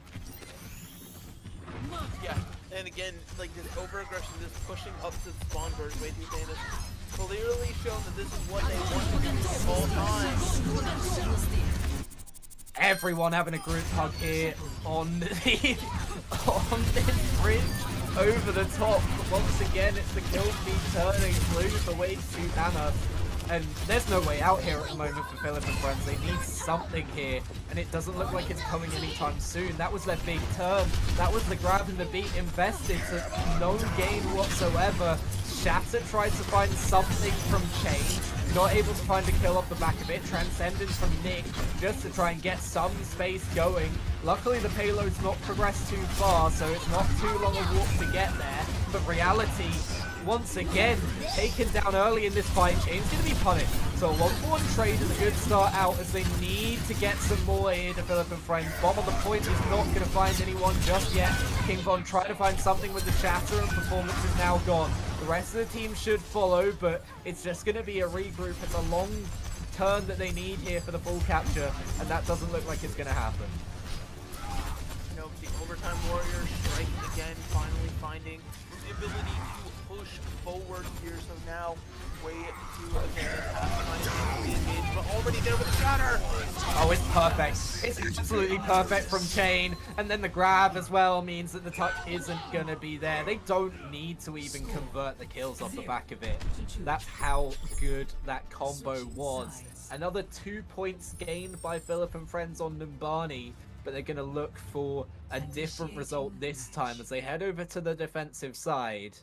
The question is, can they maintain the defense that they were able to in the previous matchup? Because for the most part, it was really, really good, but at the end of the day, they didn't quite find it when they needed to.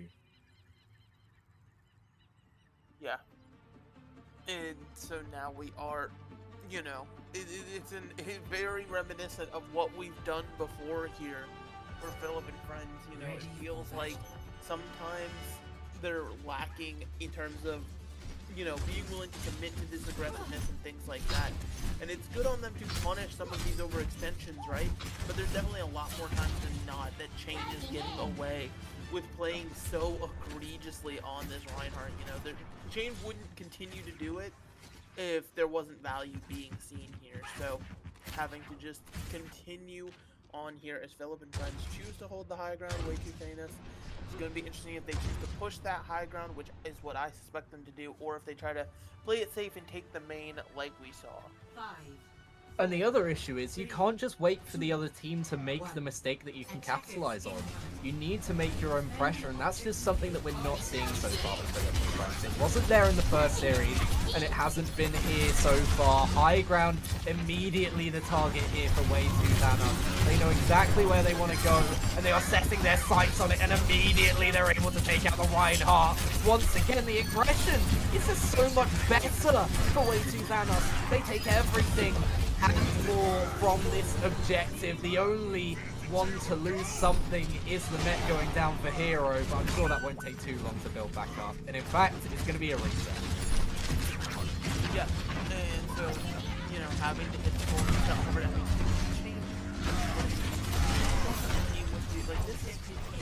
Chain doesn't care. But the thing is, they've not given Chain a reason to care in this entire series so far. The punishments have been there, but more often than not, Chain's been able to get away with it, and once again, they don't find the punish. And now we're on to this second objective. They push forwards once more. They're trying to find something here. King Von needs to find something with the Shatter, but the Transcendence is perfectly timed by Gorilla. Trapped in turn by Spastic, but how much can you do in this situation? Both beats used to Q-Fest. Once again, it feels like eventually it's going to go into the hands of way to Thanos. They're just the ones that are getting more aggressive. They're getting more use out of these ultimates. Eventually, they're still finding as much as they possibly can, but Hero's eating the grab. And now that's something else off the board they can't play with, and then goes into a bomb to fall to it immediately, and the mech. Reality, the last one to live to tell the tale, and it's not for much longer. The Sparta kick goes off, and once again, way to Thanos just look dominant. Yeah, and again, just being the dominant. So I mean, look how far you're playing up with so few members as you move the cart, and being able to get out of that situation as well. Amazing hell here, but trying to re-engage for a final fight here with Philip and friends. It feels like they need it. They need something to break this momentum, but it's not come here and nick after that Transcendence elapses. There's nothing that you can do. Everything going the way of Way to Xanos, and where a couple of fights went the way of Philip and friends, it's not the same on their defensive side. 5.5 minutes to get through half of this objective. Feels like it's going to be way too difficult for Mountain to climb. Yeah, and so it's definitely a mountain to climb for sure. There's a little outlook there is, but you gotta try to make Oh no, something the grab happen. on the corner! They are going to be able to get the touch. I was worried that it was going to be a grab C9 there, but they lose the map already! Alex has already gone down! The Shatter's good, and they've been able to stop it on the other side, but again, they don't want to advance on it. They can't advance on it. Here comes the grab, the Transcendence, everything in the kitchen sink is invested, because they know they have the time to. The grab is perfect, but once again, there's not the members to get the kills out of it, and everything, again, Way to Xanos. It looks clean, it looks dominant, and it looks like it can hold a candle to the players that are waiting for them in that grand finals. Yeah, the momentum clearly continuing forward here. You know, Ben on a streak, ability to take map after map. Meanwhile, for Philip and friends, the speed continues to go here, even on your preferred map choice. Again, having to get things done scrappily in overtime, not the situation you want to be in here. And Philip and friends, you know, for a team that was feeling pretty good coming into today, I imagine, now sitting on the precipice of elimination here. And they certainly don't want to give up without a fight, but honestly, they're just seeming to hit a wall in terms of their aggression. And Way to Xanos, they're willing to tear that wall down and go even further to take these maps. Yeah, and at the end of the day, we talked about that defense being a mountain to climb. While talking about mountains, they're facing the same peak that stared them in the face just about an hour ago, as Way to Xanos find themselves in the same situation as Citrus Nation did. Philip and friends going down 0-2, and at least on that previous Numbani, you could go in and say, look, we had a good map, even though it didn't go in our favor, we can still take some momentum out of that. And I don't see that from that map for Philip and friends, and that's worrying as they try and mount a comeback. Yeah. You gotta, you know, see what you can do. You want to mount the comeback, right? You don't want to just fall by the wayside here. But it's just one of those things you have to wait and see. Absolutely, and in some of these tournaments you can be really on it one day and the next it's just not quite there, and potentially having seen how this playoffs has gone so far, it feels like that's exactly what's happened to them. They just haven't been able to turn around what had until today been an unbeaten run through the playoffs. They hadn't dropped a map in both of the games that they played beforehand, but the level of competition has definitely stepped up in their way, and I mean, it just seems like it's too much for them at the moment. Hopefully, with their next map pick, they'll be able to get back into this series and make it competitive, but it's a little bit difficult to see it happening, at least in terms of what's gone on right now. Yeah. And so we have to see, you know, what exactly the plan is in this series and for what the setup is going to be. But I'm just very interested to see exactly how this is going to break down. Because again, you know, it's one of those situations where you got to pick a map. In this situation before, we saw Philip and friends go to Hanamura here. But do you try something different after the result you all had last time? Or do you just try to keep rocking it and see what you can do?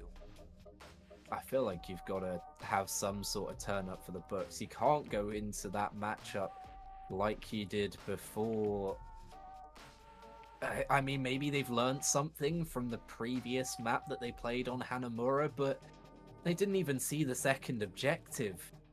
And now you've got the choice of going to something to try and salvage things. It is going to be 2CP, but it's not going to be Hanamura. Volskaya is the pick instead, and I like not going with the same map here at the very least. I just hope that they can get some momentum back up off of it, because it doesn't feel like there's any in their favor at the moment, especially with how dominant Way 2 Thanos were on their attack side. Yeah, and so you know, you want to potentially try to either find more ways to limit that aggression, which they're punishing where they can, and I respect them for it, or realistically you're going to have to look for more of an opportunity to try to like be the aggressors yourself, right? Start, at this point you're playing with house money, your back's against the wall. Don't be afraid to get in there a little bit more, because when you truly meet aggression with aggression, that's where you can find some of the best value here, because there are certainly times you can get insane amounts of picks, but you're just not getting it because you're just that bit hesitant and you're wanting to live. You're not confident in yourselves. You have to be confident to be playing at this point. Absolutely. Now's the time to fight for them. They don't want to go out with a whimper. They've looked a little bit timid so far, but can they come out of their shell on Volskaya Industries?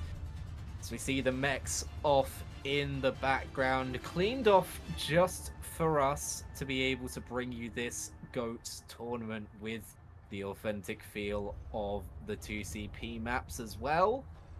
With both of these teams getting into position, it's going to be Way 2 Thanos on the defensive side first, and Philip and friends are going to have to aggress a difficult choke point again here. 5, 4, yeah. 3, and I mean, again, the story of these 2CP maps, right? These egregious chokes that are incredibly difficult for attackers to break through here. So we will have to see just who is able to do that. Already having That's a very, very good start. It's exactly what they would have wanted, but the rest of the team doesn't go with the aggression of King Von, and they're traded out once again. Nick's going to try and salvage the situation. Gorilla down only on 4 HP, but still doing the damage.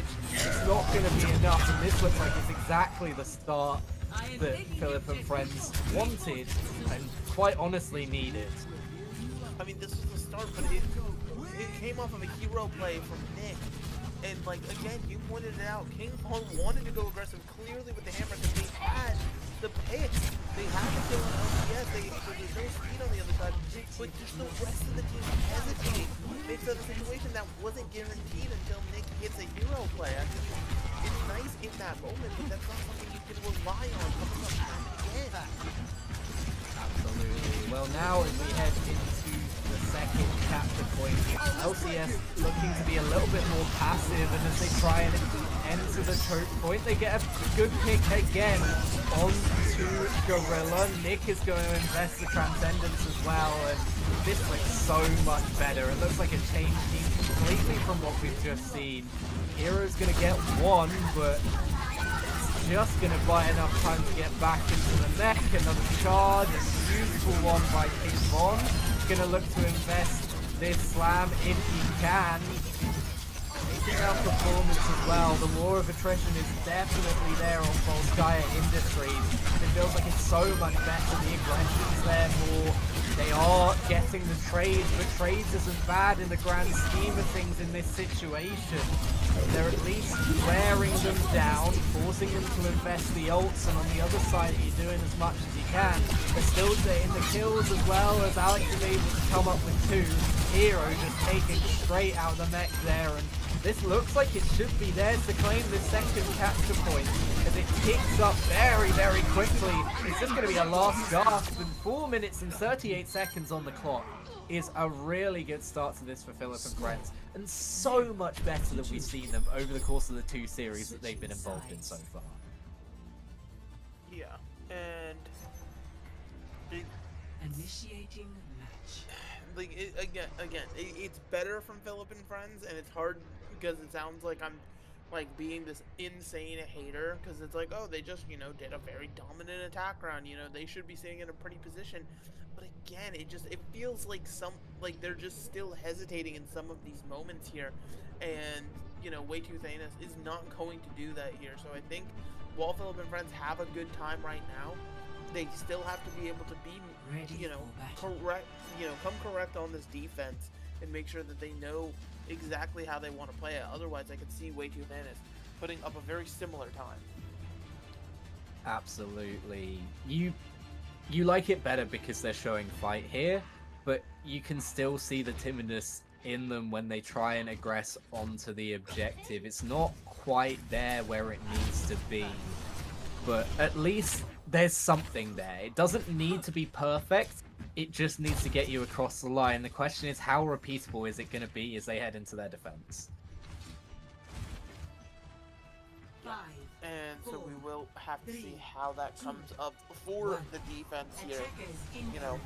But Philip and Friends, they do have a good time right behind them, and now the ball is in Way Too Thanos' court to actually accomplish something. Alex Carey, again, we saw this earlier, going on these weird flanks and potentially getting punished for it again. The stun's just too good in that situation, and falls even before the mech does. It's 1-for-1. At least the Baby Diva is there on the other side as well, but it doesn't look like they care. And even then they're getting aggressive. The Baby Diva's getting more aggressive than we've seen from Philip and Friends in the previous 2 maps. And that feels ridiculous to say, but that is the truth. As they head towards this objective once again now, it's going to be so difficult to martyr response here, especially if the perfect shatter comes through. Transcendence invested from Gorilla as well, and it looks like this team is just going to give up that first objective and try and desperately hold on to second. So it's about 6 people playing in unison here, and I think Philip and Friends, when they accomplish that, they look solid enough, but there's constantly people trying to make hero plays. It's not a great look. So now with the rally engagement, it would be a push.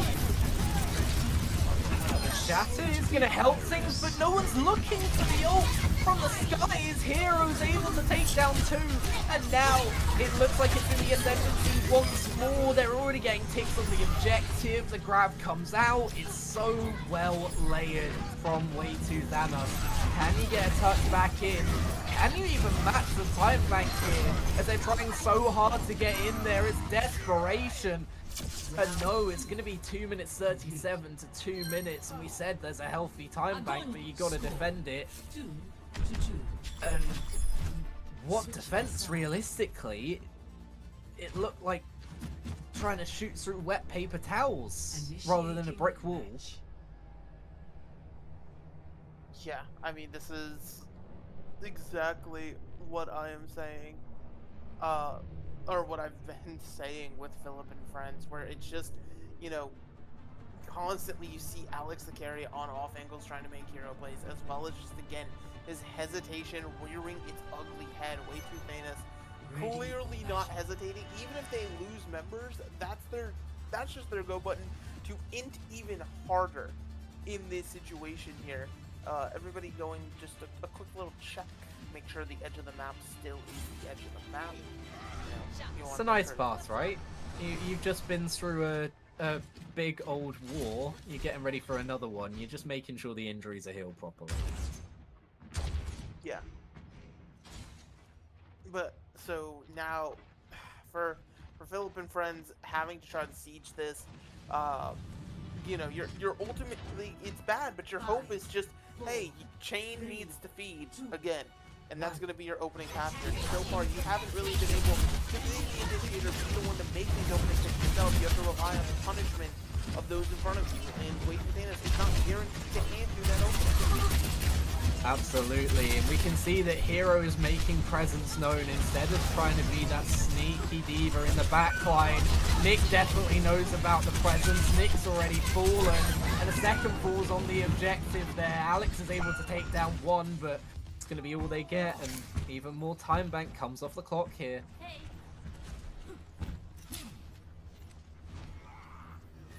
Yeah, and so now, already losing some time here. Philip and Friends, again, they're watching their entire tournament life sit on the line here. King Ballin clearly wants to go in, but they're just standing here letting the field take damage. Really for no reason. They're all here. They can just go. They can make a review, something. I mean, you've got to find something here, but Hero's already taken down 1. and the mech stomp from Alex as well. The aggression we saw just wasn't there, and the question is, was it aggression in the first place that got them through, or was it LCS going into the backline and not being able to get out that really gave them their first attack? I've been saying the entire time, you're having to rely on your opponent's, mistakes here. If the opponents stop making mistakes, all of a sudden it feels like you're up against an iron wall here. You do have ultimate, obviously, taking of no comp, but after and they've already lost one again. Reality getting checked immediately. The grab is perfect. Everyone falling again. They've got 15 seconds to get on the objective. And it feels like they're going absolutely nowhere. They're stuck in the mud. They can't get the aggression that they need. And Chain is more than happy to throw it back in sways. Even a shatter that goes wide, not really caring about it. There is someone on the objective here. They've been able to hold out a little bit longer with the likes of Alex, but at the end of the day, it's just making sure that the other team needs to touch the objective and not just get there in the first place. The overtime, which is going to tick down, Philip and friends in dire straits. It is just going to need to be a first capture for Way2 Thanos to take themselves into the grand final and find themselves up against Citrus Nation. Yeah, and so, like, you're playing for a tie just to keep yourselves completely on the back foot right now. It's a very bad situation for Philip and friends. Way2 Thanos, this is exactly where you want to be, right? It's clearly all vibes right now. You come from the match previous, you're coming into this one, you almost feel like you're on cruise control. And it will lead to mistakes here and there. Chain, LCS, maybe getting a little over aggro in situations and places. But overall, they're making it work in the ways that they need to. And now it's just a matter of 2 minutes, 37 seconds, and 33.3% here on Volskaya to get yourselves into that grand finals up against Citrus Nation again. It does feel inevitable here, and that's not me being doomer onto Philip and friends. They've done really well to get here, but the situation just feels dire for them at the moment. Way2 Thanos have been the ones building the aggression over the course of this entire matchup, and all they need is a little bit more to get themselves over the line. The spawn doors open up now as we head into what could be the final objective of this lower bracket finals. Here are already looking to go through. You can see how Kane wants to go in as well. They've already found King Von. It's already one down, 5 more to go to secure your place in the finals. And they're blazing through as well. There goes the mech, there goes the shatter. Chain dies for it, he won't care. They go back through and everything is all as it needs to be for Way2 Thanos. Eventually, at the end of the day, it is the last stand of Philip and friends, as they did incredibly well to get through to that upper bracket final. It was one step too far to make it through to the Grands. My word, what an incredible matchup. We've got more on the way soon, as I'm looking so forward to that final. Yeah, grand final has been decided. Philip and friends, the friends we made along the way on to take the third place here, coming in 16 teams, third place, it ain't bad, but it's just unfortunately where the journey has to end. And now Way2 Thanos, they have themselves their date with Destiny up against Citrus Nation, and that finals is gonna be a banger.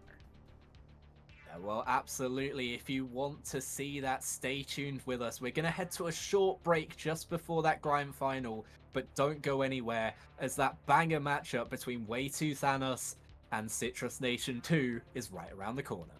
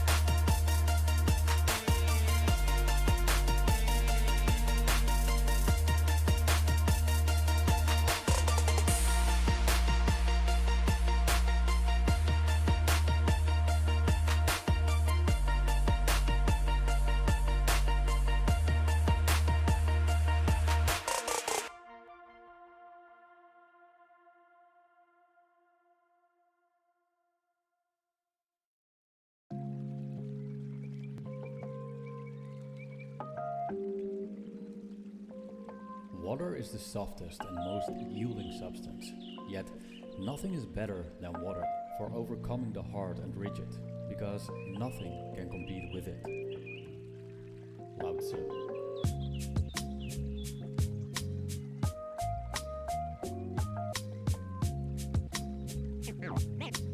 Name straight, new wave.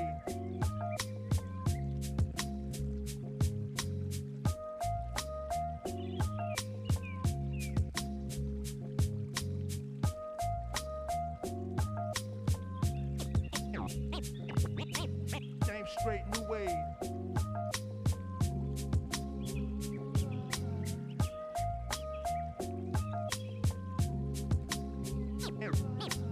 Name straight, new wave.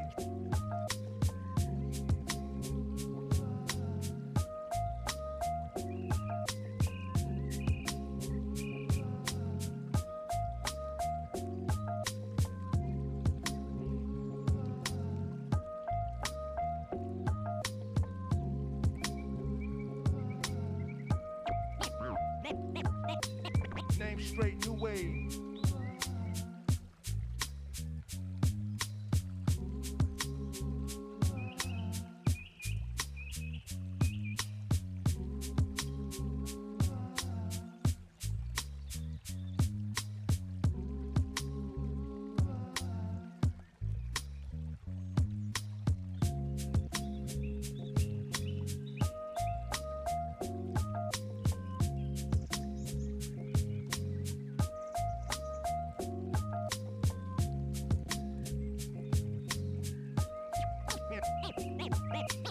Name straight, new wave.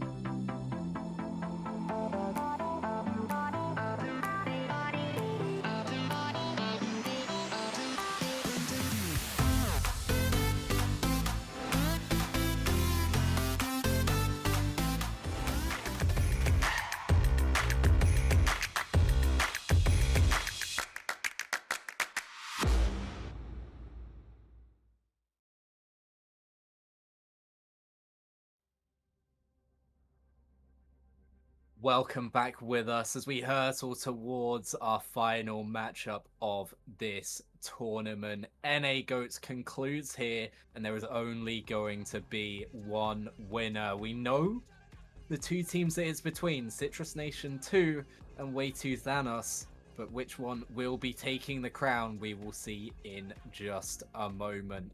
Both of these teams look ready to get into the lobby. We know what map we're going to first, and well, I don't think we had to tell you even in that scenario either, as Lijiang Tower is going to be the first on the board yet again. Lijiang Tower, we love I mean, yeah, it's the standard, it's the tried and true, it's the you know, people are picking it because it's goats, it's nostalgic, you know what it is. But you know, going through this matchup here, you have Citrus Nation, Way Too Thanos, both technically riding a high right now. Way Too Thanos getting 2 nice match wins in a row, back to back. Whereas Citrus Nation, while they got a good win, they did have a bit of a rest period. So I feel like the key to this matchup is Way Too Thanos has to try to strike early here against this really stacked squad. Yeah, you can see the two teams once again. Citrus Nation 2 coming with Zeb, Astro, Sawhill this time, Chronic, Zomba, and Grapes. On the other side, Chain, Hero, Performance, LCS, Cameron, and Gorilla. All of them coming in from that previous matchup that we just seen them come off the back of. Has been some time to rest for Citrus Nation 2, although some people, PDK, have taken that a little bit too literally, which is why we're seeing Soil here, but let's see another phase come through for Citrus Nation 2 as they look to take Gardens, which will be our first sub-map of Lijiang Tower. Well, yeah, heading to Gardens. I think this is the first time we've gotten nighttime Lijiang all day, which I think is interesting. You know, we've set the sun here. Even though I look outside, it's still definitely up, but you know, same thing. It's definitely not here. It's just casual, like 11, almost midnight UK. It's fine. Yeah, it's fine. Chronic, maybe not warmed up quite as much as you'd want to be for this matchup, falling off the map to start off with, and that's gonna allow the aggression that we saw in that last matchup for Way Too Thanos to take the stage as they look to capture the objective first.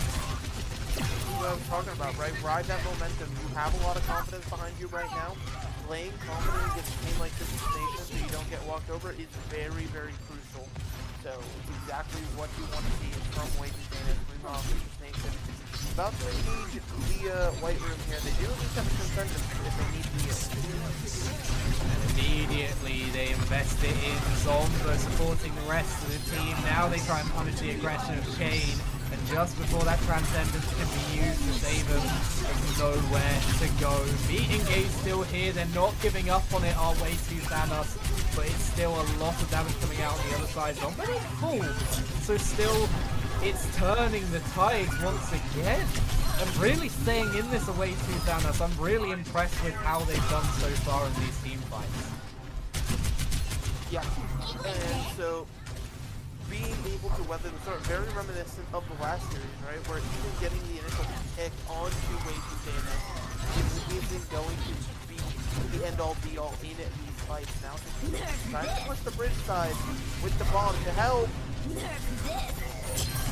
Nothing found so far. Bomb somewhat into space there as Chronic is able to take down LCS. It's a big dab for those from Way Too Thanos. They're going to try and capitalize off the back of this once more. Really good grab, but it's matched in turn. So many players fall off the back of it though. And Hero, even losing the mech, isn't going to worry too much here. 77%. It continues to tick for Way Too Thanos. A team that looks to ride this momentum that they've had so far today. Exactly what you love to see right now. Now it's a lot of desperation from Way Too Thanos. Have to be careful of the Diva Ball. Okay, honestly, the shield wasn't up in time, but sure, Shane, you got it. We'll give it to him, and it looks like we're going to be giving Gardens to him as well. The overtime wait starts to burn, as there was a touch, but not. Absolutely decimating there from Way Too Thanos. That once again, it seems like the team that's just come off a win, whether it's a loss or a break on the other side, are the team that comes in fired up. Ready for battle. Yeah, and so now you're having to try to see, you know, you're actually seeing probably for the first time in this entire tournament, Citrus Nation not, you know, immediately dominating, crushing someone. You know, way too Thanos, they're playing fast and loose. They're playing their aggressive style, which they love to do. And Citrus Nation, you know, they do actually have to find a way to respond to everything going on right now. And I feel like, you know, for the first time being outpaced is certainly going to take them a long time. Yeah, they haven't been in this situation this whole tournament. They look to get back into the aggression now. Chain already going in, as we've seen so far for Way to Thanos, but once again, maybe it's just a little bit too far, as now they look to punish that onto the rest of the team as well. The space taken from Citrus Nation. It looks like the first capture of this objective should be theirs. Chain coming back in, so it's going to be a 6v6 coming out here, but as soon as he returns, Surgical back to dust, and once more, it feels like the win condition has been found. Yeah, finally, has been found. They can find their footing, and they did it rather quickly here. Now it's just about the pressure here. Both sides have support on very chaotic, already willing to swing in and waste those bubbles. Find some sort of shatter, but Chain once again. The sustain's just not there for the aggression, and we've praised it so far, but up against this team, it is going to be punished. You know, these players know exactly what to do about it, and now, once they've set up, they feel really, really dominant. I mean, it's not even just like, oh, Sword Chain dies, they're competing for that, the both Sword ultimates to ultimately come away with nothing, and like, just messing up and keeping Chain alive there is absolutely roll back to Shatter. Shatter is good, but still they can't find anything off the back of it. He's going to try and get something here for the crowd, but it's only Zeb that falls, and with a Transcendence there as well, just about surviving to get the beat off of LCS, but it only prolongs the inevitable. Chronic is able to shut him down, Cameron also falls, and once again it's going to be another clean team fight for Citrus Nation 2, who seem to have found what's right. Yeah, this is what we weren't expecting coming into this matchup here, and now again sitting at the spawn doors, or not spawn doors, but there's this choke point rather. You're having to decide way too famous how you want to rotate in, but you're running out of time. You have to get over to that objective eventually. Here we go, another fight here, and it's too much. Astro taking 2 down with the bomb. They might be able to flip the objective. In fact, that's not even going to be given to them. Everything falling apart here for Way to Thanos, and where it looks so promising on Gardens, Night Market is a kick back to reality. Yes, indeed. It's that tempo shift once again here, where you're just willing to be the aggressor, being the ones who go forward when nobody else is expecting it. That's exactly what you want to be seeing if you are Citrus Nation. You know, Way too Thanos, though you just dusted off. We're still on Li Zhang. You're here in the control center now. And I feel like it's going to, again, be a battle of the tempos. Whoever can be the more aggressive team and come away with it is going to be sort of that one heading off this first map. 4, 3, Yeah, we go into the control center, the final objective, and the first time we've seen all 3 so far in these Li Zhang towers. We go in here, looking towards right room, looking towards server. Once again, Citrus Nation looking to put the pressure onto Way to Thanos, and Chain once again going down low. Just survived because the fire strike going wide there from Saw Hill, but looks like it's a stave of execution for now. Not lasting long enough though, and the rest of the team is going to fall once more. The objective once more falls into red hands. Citrus Nation 2 really wanting to start off well. Exactly. I mean, again, the first 3 series you want to be able to whether and deliver quickly here. So taking away the first round and all of the different series, you're looking for the shatter. They don't even need it. They don't. Yeah, they don't need it. They invest the Transcendence, but there's already one on the other side as well, so it's not to be losing too much by doing that. Oh, and the Shatter's so much better than Saw Hill. It's just all going the way of Citrus Nation 2 right now. There's no stopping this train. yeah, it's currently just all the momentum in their favor here. Way too Thanos is just, you know, again, getting stuck at these hard choke points here, which are incredibly difficult to break through for sure, but it's just one of those things you love to actually break through, but it's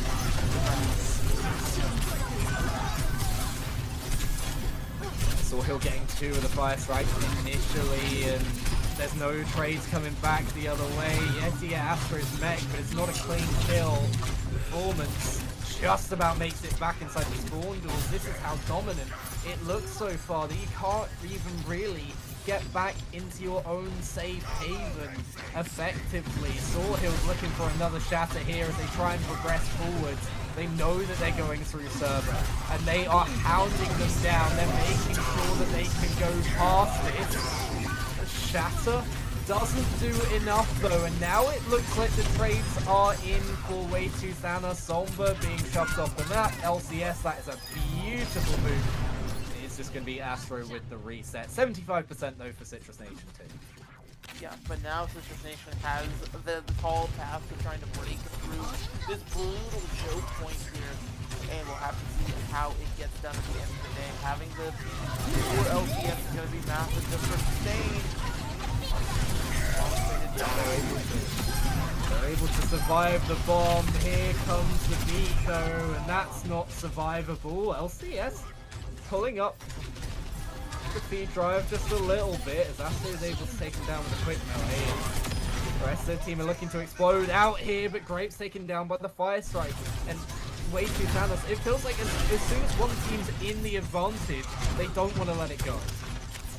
Yeah, and I mean, that's honestly a massive pick on the Graves because it gives LCS time to get back into the fight here, but now this choke point's going to be a little bit difficult as you're seeing like being able to hold it relatively easy for Valley of Spain.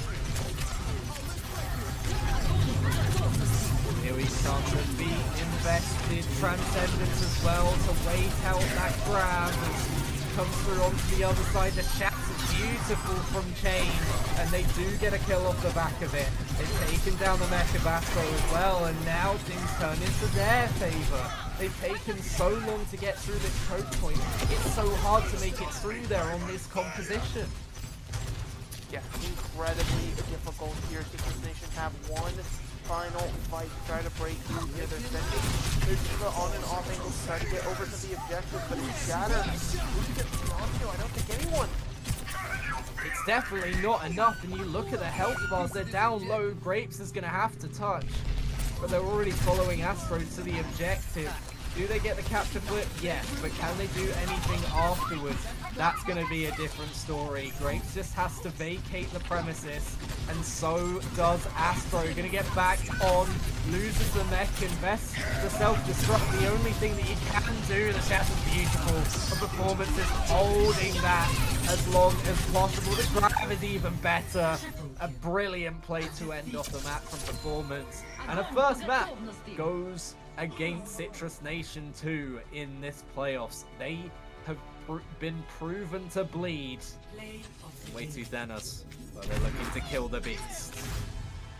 Yes, indeed, continuing that momentum. They're on a streak and they want to keep it rolling. I think, you know, I've paid full attention to their lower bracket matchup, and we're not missing enough now. 6 maps in a row here. They love to just make it 7 and 8 quick as you like. And again, you know, when it comes to this GOATS comp, you saw right there how brutal these chokes can be. Truthfully being honest, you know, in comparison to previous GOATS tournaments, as well as the GOATS meta itself, obviously these teams, you know, didn't have a lot of time to scrim or practice this sort of thing when you're dealing with a code like this. So it looks a little bit less nuanced, a little bit less practice. That's why you're seeing it so scrappy, almost kind of like a deathmatch feel to it. But at the end of the day, you know, being able to hold those choke points and find some sort of place to force team fights, force engagements, that's where you can really see these teams start to edge each other out in that battle of who's the better team.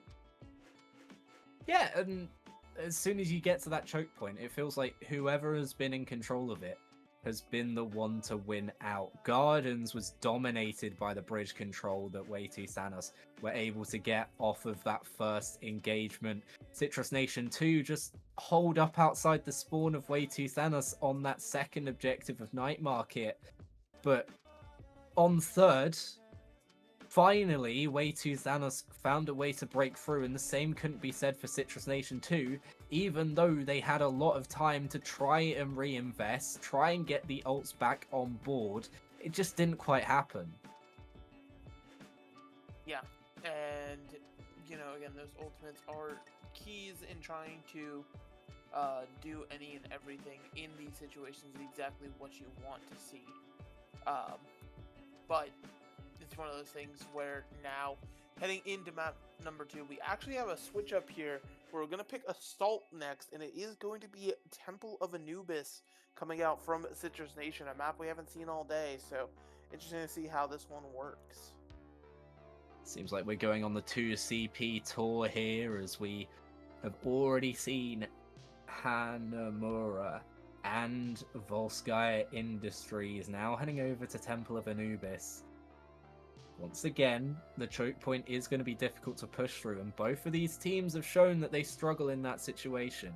Only on, well, even just from Lijiang Tower, but from the previous matchups as well. You look at Numbani for Citrus Nation 2, you look at Way2 Thanos, they've been able to push forwards and get through choke points previously, but Citrus Nation 2 are a different beast, and I could see this being a really defensive-sided 2CP, rather than the aggressive one that we saw on Volskaya Industries in the last map of the last series.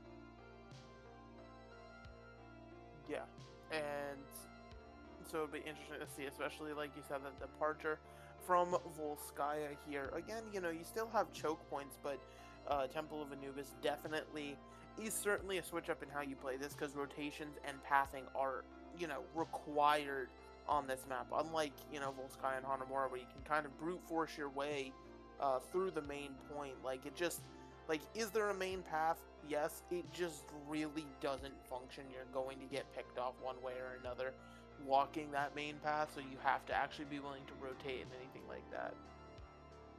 Absolutely. Well, we'll see how these two teams actually end up handling the situation. This Temple of Anubis should be coming right up for you again. These two teams with a lot of prowess on both sides, and a fair few players that will know each other from teams gone by or teams present in some cases, so it's a bit of a grudge match for some.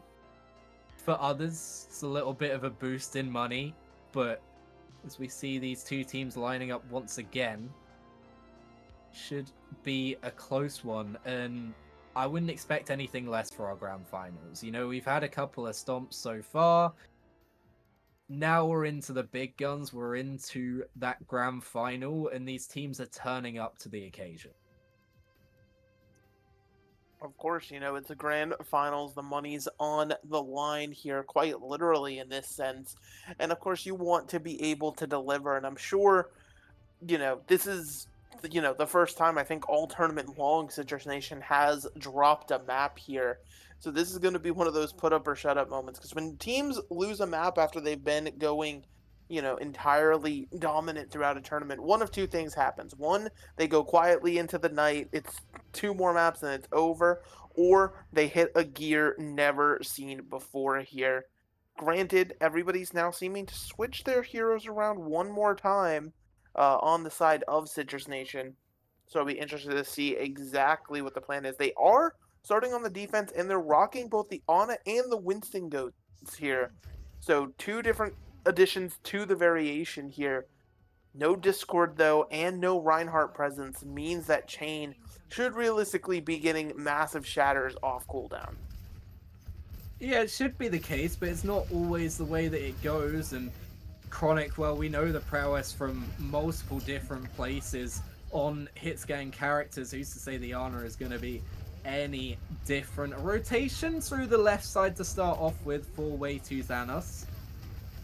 They try to push forwards, and Performance has found Sawhill immediately a trade out onto Chain, so The battle of attrition has started once again here, but Gorilla's already built up to that transcendence, and that's not something that you're going to have on the other side. The sustain just doesn't seem like it's quite there, and this first objective looks like it's completely under the control of Way Too Thanos. Yeah, very, you know, you lost a few members along the way, but you get the job done here. Maybe a potential contest, however, as you do have 3 members here, but I'm not sure how much you want to commit to this. That beat was absolutely critical. Gorilla going down so low. Perfect timing from LCS secures that objective, even though you do lose out on yours and Yata in the end. Chain going through to this second objective, and this is a difficult point to scale onto as well. Yeah, this is the pain point of Temple of Anubis, this second point here, trying to break through. You do have some good defensive tools like the Primal and the Nano. The Nano, it's stuck though inside of the grab, and the Q-Fest is happening once again. Hero with a hero play from the bomb does go down to Zomba, but once again they're trying to do as much as possible here to scale onto the objective, and the more trades they get is going to be better for them in the long run. Performance though falling down to Zomba. Looks like it should be this first assault over and without anything on the board on the second objective. Yeah, again, even with how decisive that fight was, just losing one member is enough to sort of end any chance of the attackers being able to take the second point. That's just unfortunately the way that it goes here. So now Way Too Thanos having to try to find a new way to push in, having the shatter ready, potentially trying to go this side room once again. Chronic's almost built a Nano, in fact actually has by the time I finished saying that sentence. Do they need it in this fight though? It doesn't look like it. They all fall down like a house of cards. Way Too Thanos really stopped at the doors there, and this looks so much better from Citrus Nation too. Yeah, I certainly was, you know, hesitating a little bit on the swap over to both the Ana and the Winston here, but they're making it work. They're clearly a methodical, thought-out approach here, especially when you have Way Too Thanos continuing to try to make that rotation through the side room. You know that's where they want to play because it's out of the Ana LOS, but just getting in there seems to be a bit of a pain point, so having to be a little bit more careful. We go again, the beat investment from LCS to try and push forwards, but it's so far back that they barely make it to the choke point before it goes through. Here comes the shatter for Chain though, and this could be the difference maker. They're going to try and do as much as possible to stop it from coming through. Can they kill Chain before it goes off? Yes. They've managed to delay the inevitable for the moment, but with still 3.5 minutes left on the clock, it's going to be difficult to do too much more. Nice stagger though onto Hero. Yeah, I mean, that's the other thing about Temple of Anubis. No cliffs in sight. If you are a baby diva, you get stuck as a baby diva. That's just kind of your life now. Sawhill continuing to posture up, having the Primal Rage as a way to get in and out if needed here. But just having to be careful. The shatter there from Chain, but immediately they follow up on the back of it. Citrus Nation not letting them get away with anything, and this defense looks stronger than ever. Another big stagger onto Hero. They don't let the remake happen, obviously, and once again it's the spawn doors for Way Too Thanos. Yeah, and again holding up beautiful posturing from Citrus Nation here. Way Too Thanos, honestly, they're just getting caught in these rotations, right? It feels like they're rotating incredibly slowly, and it feels very clunky as well. Like, look how disorganized they are.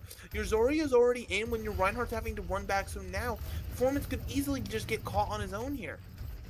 They've got 4 players spread out as well. They're attacking from multiple different angles, which isn't what this comp should be doing. Nano now invested onto Sawhill, and the Monkey is burning them down. They have to invest in Transcendence to try and stay alive here. Bomb now used by Astro, and even through the beat, it's going to kill Gorilla, and the rest of the team going to follow up here. Hero's able to get back in the mech, but at the end of the day, what's it going to do for you? Maybe it'll let you take down Sawhill, and like we've been saying before, the battle of attrition does help a little bit, maybe not quite as much on this objective. I mean, yeah, it's just the issue of defenders are always going to prefer trading because the defenders are just, like, look at this, you're not even fighting for point control at this point, you're fighting for the ability to push the point. Like, that's just such a terrible situation to be in. Chain feels like you've been holding the shatter for so long. How does that not connect? I mean, the pin I does, don't but... know. But Chronic leaves a parting gift of the Nano for Sawhill. The question is now, can he keep the monkey alive? Primal has to be used to try and stay in here, but it's not going to be enough. Astro now, the last one on the objective, has to invest the self-destruct to try and find something. Cameron's going to give up his life to get the 1-for-1 trades. They're peeking round the corner, not going to be allowed a way in. It's going to have to be a beat to try and get through the crowd. Transcendence and Bomb on point. It's going to take down 2 of the supports for Citrus Nation, and eventually, after a long wait, Way2 Thanos eventually get onto the board. Now the question is, Citrus Nation, can you beat 47 seconds? I mean, that... It's genuinely... It's just kind of the 2 CP moment where you just have to crack through once. So despite Citrus Nation putting up, honestly, a monstrous defense on that second point, again, holding in this outer area, not something you see often, but being able to hold Way2 Thanos here for so much of that time, absolutely amazing. But unfortunately, those doors got breached eventually here. So now Citrus Nation has to find a way to get both points captured to keep things rolling. And yeah, already in the spawn room, you can tell they are definitely not wanting to keep that variation with the Winston, at least. That being said, Chronic is over to the Moira here, still in spawn, so plenty of time to swap to Zen. But it'd be interesting to see if you trade that lack of damage for the insane healing that Moira provides here. I mean, it's certainly a strategy. It's the original variant of GOATs for a reason. But again, you just have to see if this is really what you want to commit to. At the same time, I'm sorry, but if you put one of the best aimers in the game onto the character that auto-aims, I'm going to crash out. They are going to leave spawn on it, and we'll see how this goes. Another variation here for Citrus Nation as they look to aggress forwards in this outer area. Sawhill stunned up, but able to survive for now, as it's been able to push through to this angle, and now it's a choke point that they're trying to aggress through on the other side. Chain goes down low, same can be said for the other Reinhardt, but the Shatter's almost there, and Coalescence has already been built. Chain, you got no way of dealing with that, and it's an easy first objective capture, surely, for Citrus Nation too. They back up to the objective. They know it's going to take a while for the contest to happen, and really, they've just got to wait for the rest of the team to come back. Yeah, and now pushing in with the Transcendence, trying to see what else you can get, but I mean, there's the Shatter, just laying everybody out. It's too much to deal with. Gorilla up on the high ground, getting harassed by Astro. It's going to be too much for the Zenyatta. They do allow the remake onto Hero. You are going to lose the mech initially, so that's something off the board, but at the end of the day, one by one, they all come in and they all go away. 5 minutes 44 on the clock to try and get forwards, and they've really taken the aggression here. It's so much speed that they're pushing onto their second objective. The crowd's beautiful. Hero goes down, has to invest the D-mech, but Chronic finds Chain, and even with the beat, it's matched on both sides. They're trying to do so much here. Gorilla's having to use the Transcendence to keep the rest of the team alive, and really, you need a solid hold here. You can't be allowing this much of a gap to the other side in terms of what they've been able to do. Gorilla at least takes out Sawhill, but trades on trades might not be enough in this situation. Another Diva Bomb not going to be invested for Astro, as eventually it is going to be given up, but that's already a tick on this objective. I mean, like, that was almost disastrous for Way2 Thanos. Like, I mean, Performance getting staggered before that fight, knowing that Citrus Nation had the person advantage here. They're just going to continue to W key forward. Another grab Coalescence combo coming in here. I don't know what was Chain just looking for. I'm not sure, but I don't think whatever it was found. Another use of the grab alongside the Coalescence, but it's a good Transcendence, and Sawhill falling down to the self-destruct is going to put paid to this attack for now. same thing we saw on the other side, is that this capture point is so much more difficult to attack than the other one, and it's being proved here as well. Oh, that's wait, the cool. legendary lineup stagger.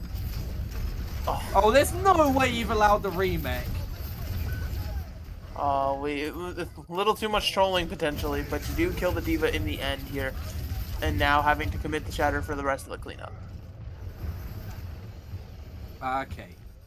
Well, I feel like it's calmed down. There was a lot of ults used there from Citrus Nation to not gain anything, so I'm gonna have to wait for another turn to use them. Zeb coming up on the rally, and I mean the kitchen sink is starting to be built again for Way Too Thanos. They've got 2 tank ults in the back pocket as they collapse behind that choke point. So difficult to press forwards through, so they instead decide to go left. Straight into a grab with a bomb there as well. It's all perfect timing. And, I mean, we're allowing Astro to live. Can we not allow the remake this time? There we go. There we go. Make sure to kill your baby divas before they remake. But Citrus Nation, I mean, again, they kind of got caught in a combo there. It is what it is. They did have to build some ultimates, and now they have both Coalescence and Rally, so they have decent amounts of sustain. But again, missing that Zenyatta, not having that Transcendence as a main source of healing in fights is really something that's starting to hurt Citrus Nation. They go again. Coalescence is going to make sure they don't have to worry about that for a little while, and they don't have to worry about Chain for a little while either. Beat comes in and Transcendence too late to save the Reinhardt, and now Zeb with the rally is looking to get taken down, a takedown on performance. Sword Hill's there to clean it up, brings out the cleaning supplies, and I mean everything goes their way in the end. The time bank is a little bit closer than it potentially could have been, but still at the same time, it's a minute compared to 2:14, and Citrus Nation 2 sitting pretty with a better time bank. Yeah, sitting in a pretty good spot here, but you know, again, Citrus Nation clearly have strategies and stuff cooked up for this. I mean, going back onto that Winston and Ana comp for the defense again, it really could stall out this minute to the point where Way Too Thanos might not even have a guarantee of getting first point like we normally see on these 2 CPs. So this could actually be a situation where Way Too Thanos has to, you know, make sure they come into this correctly. Otherwise, Citrus Nation is really just going to catch them off guard. But seems like at least for the time being, Chronic is just going to be sticking to that Moira. No Winston or Ana in sight. It's a strange sight to see.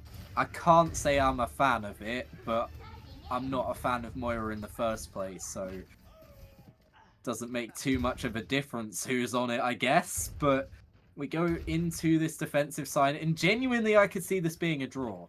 If Way Too Thanos are able to take this first objective, I think Citrus Nation will be able to do the same. And the worry for me is that we're just going to stall on second point. Yeah, and that's, you know, the stall on second point, it can be a real reality here, but having to get through onto this first objective is going to be key here. Currently, both Lucio and D.Va playing that high ground. Astro just doing a little bit of poking as everybody on the side of Way Too Thanos makes their way into that side room for their rotation. Soil going down immediately, just caught off in that little room, and now the rest of the team just having to back up. They do stabilize, they make sure that it's still a 6v5, and Sawhill should be coming back rather quickly. They try and progress forwards past this choke point, but it's going to be difficult to go through, and even more difficult if Chain has that shatter that's already been built up. It's too much to deal with. Astro takes down Gorilla, but once again, that feels like that's going to be all they get. Bomb onto the point, well navigated, and the first objective is captured.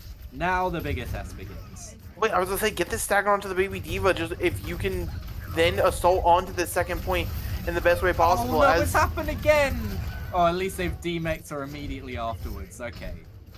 Oh, but yeah, I was going to say, this has got to be Way Too Thanos just hitting the W key right now.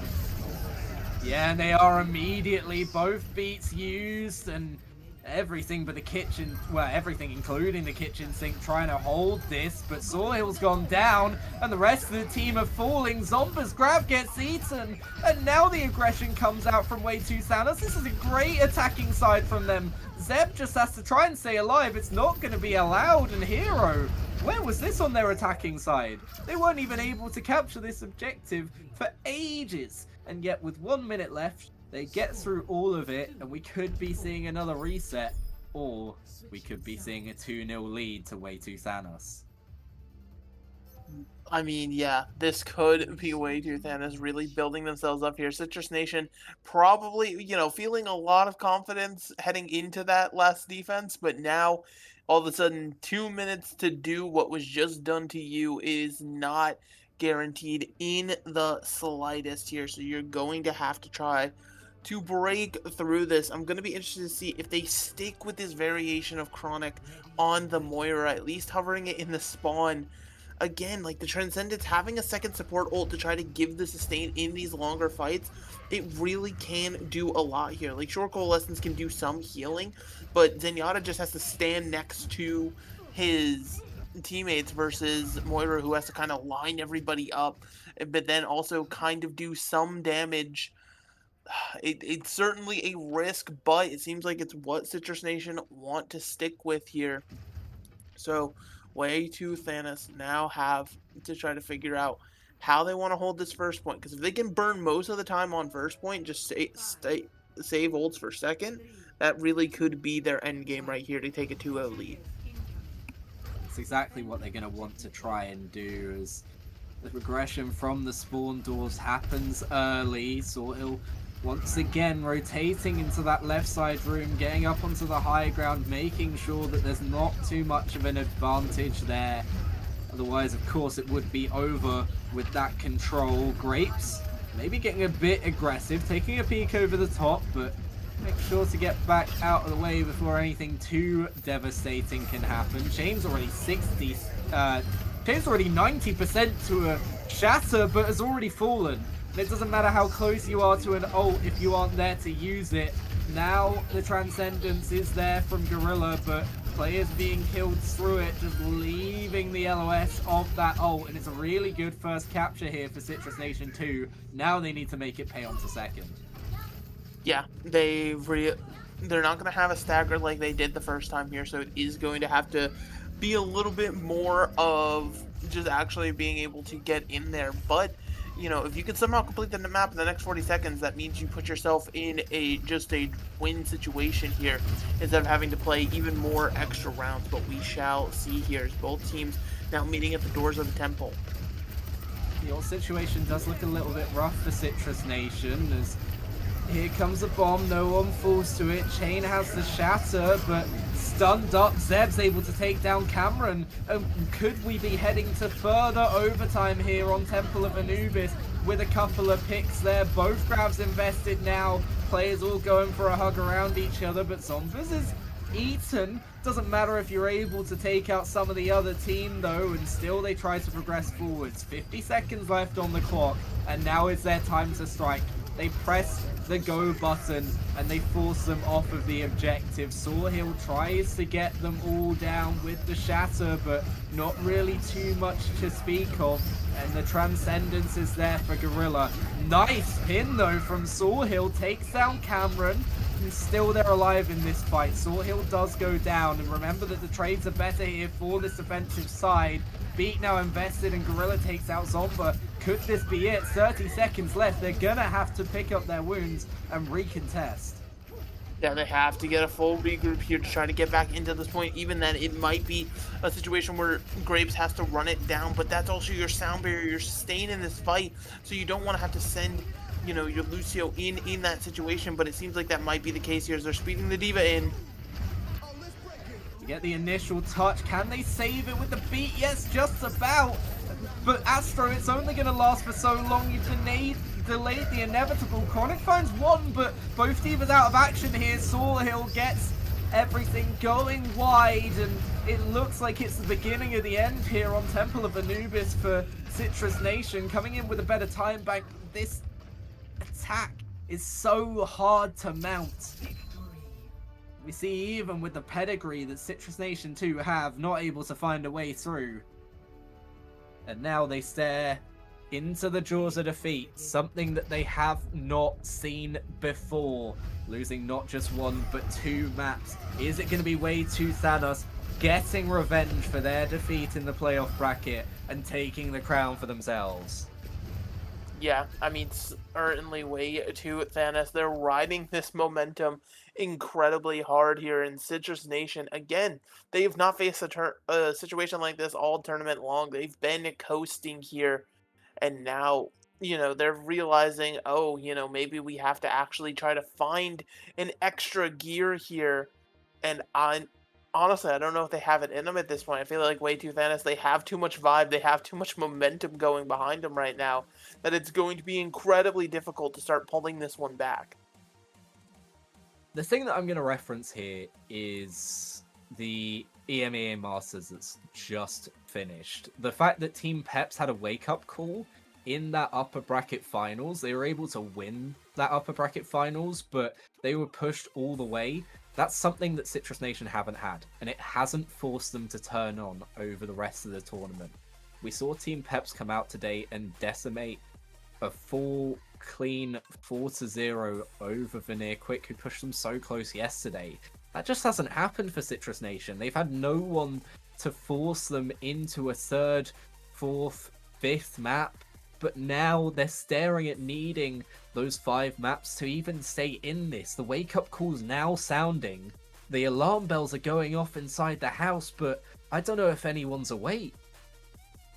I mean, yeah, that's going to be the thing, is anyone awake, or are they just accepting defeat? And because, again, that's always the situation you find with these sort of matchups when you have a team that's so good. We talked about it before. They either crumple under the pressure, they're like, yeah, no, we can't do it, we can't mount the comeback, we have too many losses, or, they find that extra gear, they find the level to sort of hit and go even further beyond it, some might say. But heading to King's Row now, the standard, the staple, the tried and true, for Citrus Nation, they want to start the mount of a comeback. But Way 2 Thanos, I mean, what a better spot to sort of put the final nail in the coffin, Absolutely, and it feels weird calling King's Row a change-up, just because we've seen Numbani as the hybrid map type the previous 2 series, but King's Row is going to be where Way 2 Thanos look to stake their claim over the CGL GOATS Championship. As we head towards London, it's a difficult spot to be in for Citrus Nation 2. Their backs are up against the wall, and they need to find something quickly. We saw them experimenting with the compositions. Chronic looks good on basically whatever is there, but it's whether the rest of the team are able to play around it. Those transcendences were absolutely clutch from Gorilla in several of those team fights, and just not having that Zenyatta felt like it really was a lot of the downfall when it came to that final attack of Citrus Nation 2, and the fact that they weren't able to hold on to their defense either. Yeah, and so now you are, having to sort of debate the styles, the different things that you've done, like you said, with how these defensives have gone and things of that nature.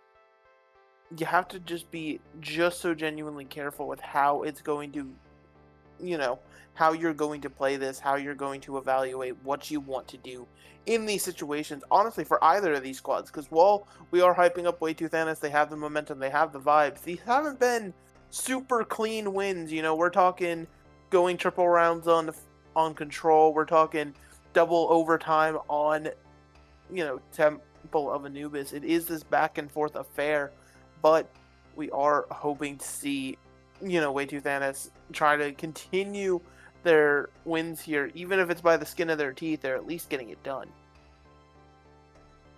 And it doesn't matter how you get it done at the end of the day. Yes, there's a parallel universe where Citrus Nation are 2-0 up in this circumstance. It feels like maybe off the back of some things they potentially should be I mean, they were holding on to the choke point on the third and final control point for Lijiang Tower. Control center was theirs to lose. And they ended up giving it away from a bit of over-aggression and never got it back. And then you look at Temple of Anubis coming into that second phase with the better time bank. Didn't mean too much for them in the long run. And now as they look to mount an attack onto King's Row, how much are they going to be able to do? Chronic back onto the tank roll, going to the Diva. Again, a switch up as PDK has come back in.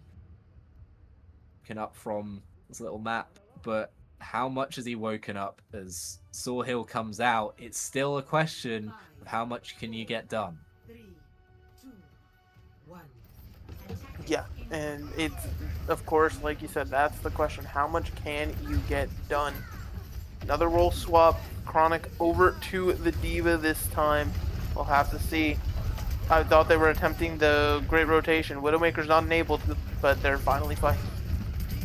So they got halfway to it and then just decided, well, we're going straight back in, but no picks to be found for either side so far. Just playing around the hotel, not a bad shout for Citrus Nation, and eventually Chain is the first to fall. The question is, can you mount more aggression off the back of it? Yes, you absolutely can. Here comes the waterfall.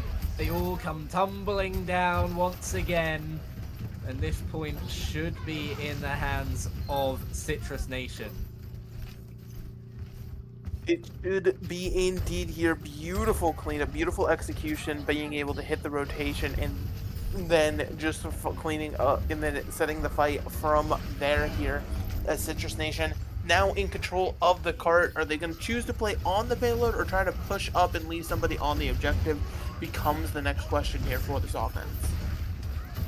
Question is, what are you going to be afforded as the archway falls back under the control of Way 2 Thanos? It's going to be a difficult choke point to get through, and we've already seen some struggles in that department from Citrus Nation so far in this series. They have multiple ultimates to invest here, pretty much everything on the board, and they start off with the bomb, trying to scatter them out of the way.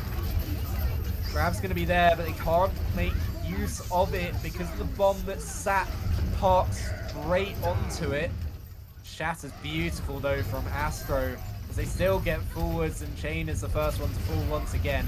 Looks like they navigated this perfectly for Citrus Nation. They invested a lot, but it doesn't matter at the end of the day because look how close they are to some of these ults once again.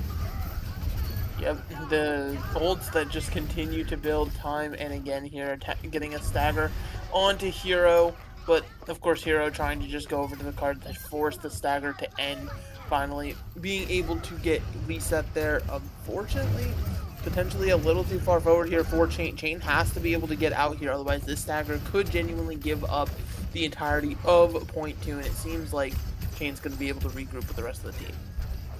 Looks like the rest of the team backing away. That cart has slowly been making progress this entire time, and the space has been given back up. So fight on this corner for the second objective is most likely good. Oh, an absolutely massive bomb there in. Only finds Cameron on the pick, but the grab was invested there as well. Astro acts straight to the head of the opposing Reinhardt, and Gorilla's not going to be able to survive here, surely. This attacking side is looking so much better for Citrus Nation. Yeah, it's looking incredible compared to what we've seen from them here. Almost like when you're playing standard GOATs, things get a lot easier. But hey, what can you say? Now heading into point 3 here. Way 2 Thanos having to try to mount in defense, and it's a shatter into a sheet, you know. I guess. You could smell that one coming. Even if you don't have smell-o-vision back home, you could smell that shatter coming. Hero now caught between a rock and a hard place, able to get back, but has to invest the D-Mech just to make sure that it's not a stagger. Rally falls for Zeb, but now there's 3 ultimates still in the back pocket, and Astro's threatening to build up to another shatter here. grab invested from both sides, but it's a pin onto Chain, and even the Transcendence isn't going to save you there.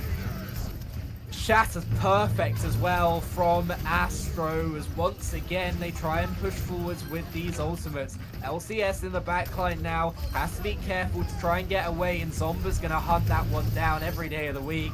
Performance not going to be allowed the space either, and it's one by one, and the stagger is even worse now. They've stuck Zomba on the cart to help from afar, and look at this, just trying to get out of spawn, such a difficulty. They know when to back away. Transcendence used to try and get forwards as well. Shatter out onto a couple of members of Citrus Nation, and eventually they do find Astro. That's a good pick to start off with, and notoriously this final objective is quite difficult to call, but with 3 minutes on the clock still and a myriad of ults coming back on the horizon, Citrus Nation 2 shouldn't be in panic just yet. No, they have plenty of time to get this one done here. And like you said, it's in that one fight territory, so Way Too Thanos now has to try to play perfectly, and playing perfectly for the rest of the series clearly might be a little bit beyond their pay grade right now. But as we say that though, you're just simply waiting on the corner and wonder who's going to commit that shatter first. Oh, it's going to be Grab. It's Grab onto the corner, but the beat's in at the perfect time. Bomb now in from both Divas, and nothing gained so far. Chain's the first one to find a pick, and off the back of it lets loose the slam into the ground. PDK not even allowed the safety of the taxi rank, and I don't think Astro is going to be afforded it either. No, allowed back in, or Chronic, sorry. Able to get the switch back in, go back onto that fully mech'd Diva as they look to aggress once more. Not many ults in here, only a Rally and a Transcendence to play with. Transcendence already has to be invested as Chronic goes down so low, has to get away, but Chain is the first one to fall, and a bomb has to be used as well by Hero, falls in the end, and now it looks like it could be the beginning of the end for Way Too Thanos. The space taken once more over towards the spawn doors as Astro looks to hold this as aggressively as possible, decides to give it up as the rest of the team flood out now. They really have to put something in here. Rally from Zeb to try and push them forwards. It's a Transcendence on the other side, and it's a perfect shatter from Chain. They do have the beat here, but how much will you be able to survive with the grab as well? Performance is just going to be able to point and click here, and with a minute left on the clock, this attack is not quite looking as good as it did as they got through the Streets phase. Yeah, I mean, compared to the Streets phase, this certainly is a bit of a different tale here, so you know, props to Way to Thanos to finally putting up a good defense here, but Citrus Nation still have a little bit of time to get the job done here. It is going to be another war of the shatters here. Chains is coming online with Astro holding on to this one, trying to see if it can be delivered, because truthfully this can be a game or a round winning shatter rather to try to get through. It needs to be, and it is big, but the Transcendence is going to keep Chain alive, and it's a perfect boot from LCS to save the Reinhardt, and it means Astro falls to the self-destructs. All of the rest of it falls down, goes quite quickly. 7 seconds left, and it doesn't look like there's any way back to the cart. Chain's going to make sure of that with a shatter as well, just to top it off. And Citrus Nation 2, where it looks so good, fall down at the final hurdle once again.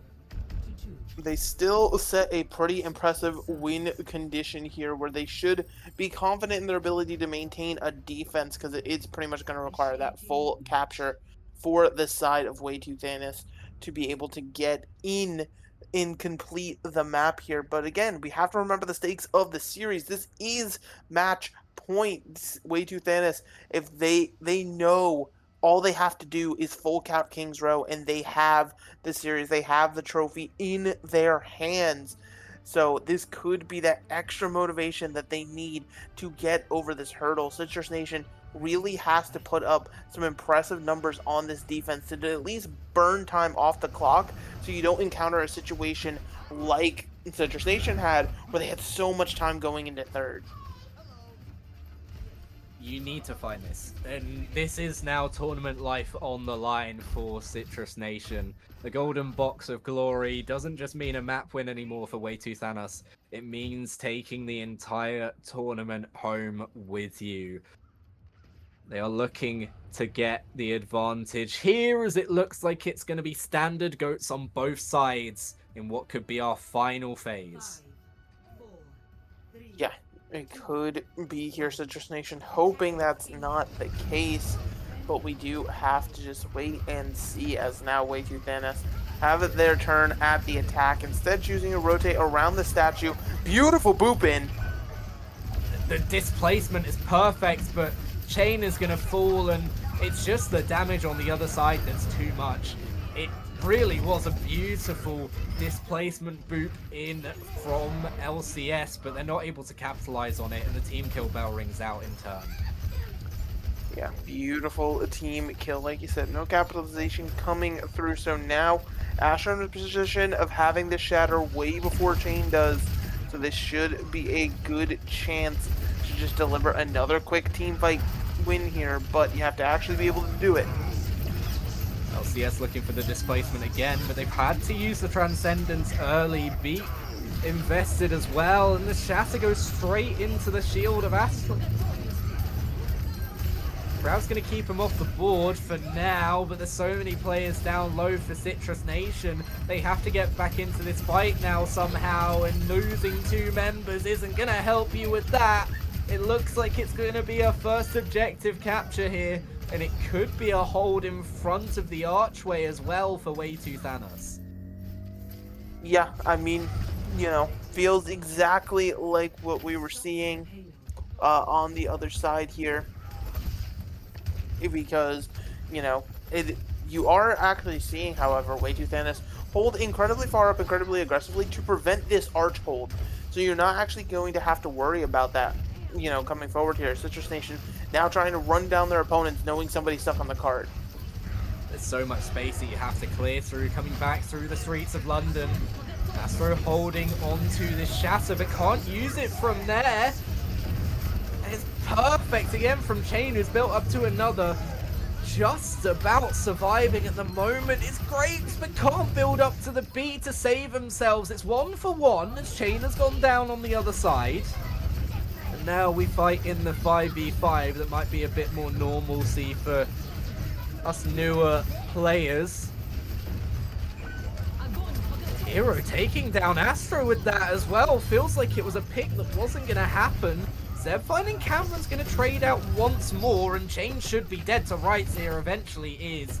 Here comes the Transcendence as well from Zomba, and it looks like this fight should be won, but they're taking many different fights on split angles. Eventually they do find the kills that they need, and they're going to clean it up here, as it looks like the cart should stop in its tracks. Getting a stop here. This is what Citrus Nation needs, because again, they have to burn time. They're even getting more staggers, potentially going to try to hold outside of the spawn room here. Now, this is a good place for Citrus Nation to be, because again, it's all about just burning time, trying to make it as difficult as possible, and breaking out of your own spawn is certainly difficult. It's very good trance to make sure that there's no real pace through from that grab, and the Shatter is amazing. Gets down everyone, and Hero just has to go back into the spawn, not even allowed to remech. Team kill bell rings out again, and Citrus Nation 2 looking a bit better as a whole. Yeah, looking a lot better now for Citrus Nation here, and you know, you're seeing this sort of moment of realization of how do we break out of this, and it seems like the answer is just going to be getting run down. Eventually, they're gonna have to work through plans to get this, but the crucial thing here for Citrus Nation is they're not allowing any trades. They're not allowing any staggers on the other side, and what they've done to Hero there is devastating. Yeah, I mean, the staggering is absolutely brutal here, and again, it's burning away this time bank here, so now, you know, you're having this situation where the shatters though. the trade of them, and no one getting killed off the back of it. Eventually, Chain does fall, and there's a trade. There's at least something that they can take away from this fight. They're still trying to get more off the back of it. PDK uses the grab and is able to find Cameron. Looks like it's going to be another lost fight for Way Too Thanos. The question is, can Astro come back in time? Yeah, I mean, that's certainly going to be the question, because you want to continue this spawn hold if you are Citrus Nation, but without your Rhine, it certainly becomes a lot more difficult. And as it seems Way Too Thanos has broken out of their spawn, they now have to continue to push forward, though, as they're starting to burn that time. Go forwards once again. They settle for the archway. The grab is beautiful when combined with the self-destruct. Triple kill out for Hero. And it does enough to break them through. It's now going to be another team fight for this point, but it's a long space to clear once again for Citrus Nation. Yeah, and so now Way Too Thanos trying to approach point B here. Citrus Nation should have time for another attack. You're watching Chain try to hold slightly forward at the very least, make it a little bit intimidating for the full commit. If you can deliver a shatter though, Chain, it only catches on to one. It's not going to be enough to settle the scores early doors, but the same can be said for Astros, and there's a punish off the back of it. They're going to try and save this with the beat hit, Citrus Nation, but as soon as that overhealth is given, it's taken away. It's a beautiful grab, but somehow they survive. Chronic's able to find two with a self-destruct, and it feels like it's a mismatch or a flip of what happened in the previous fight. Now 20 seconds. It's going to be a mountain to climb to get back here for Way Too Thanos. Yeah, I mean, this is going to be like a desperation touch from either LCS or Hero, but it seems like Citrus Nation have mounted the defense that they need to right here. All 6 members sitting, lying in wait as Steven can get the touch. No, it's not going to come through. The monumental boot from Grapes does not allow the touch for Hero. And they do get on the build here, Citrus Nation, as they look to fight back. They look to get through to that final map if they can.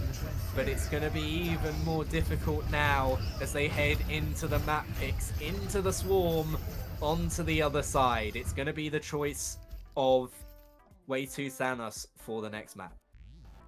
Yeah, Way Too Thanos now actually has the burden of picking the map for the first time in a while here, and it breaks that map streak. But Citrus Nation, they stand their ground finally, and now we're just interested to see how this is going to continue for the rest of the series.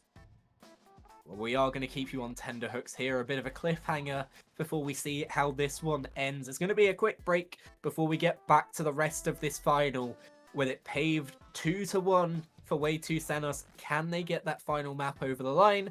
We'll see in just a bit.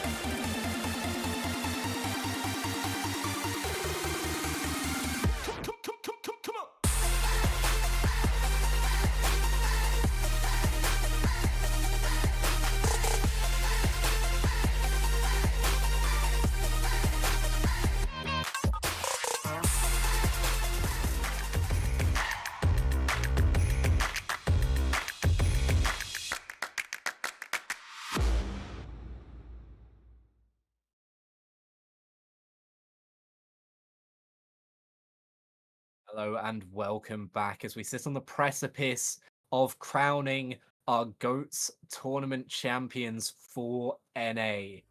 Now the only question is, will it be the full 5 maps that has potentially been promised to us, or will it be Way2 Thanos taking home their map pick as we head into map number 4? And Megalas, it's time to find out where we're going.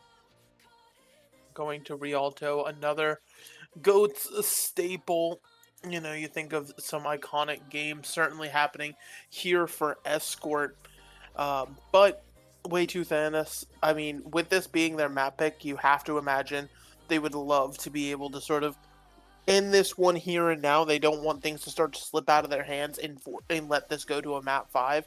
Because the more momentum you give to Citrus Nation, the harder it's going to be to rip it out of their hands in those clutch situations. Absolutely. We'll see how it goes. Citrus Nation trying to build up some confidence, build back that momentum, and you got to feel good if you're PDK, right? You come back into the server, you're able to join in, and it turns into a map win for your side, something that they've been struggling with, but going to be there for too long, as it looks like Sawhill has come back in to replace him.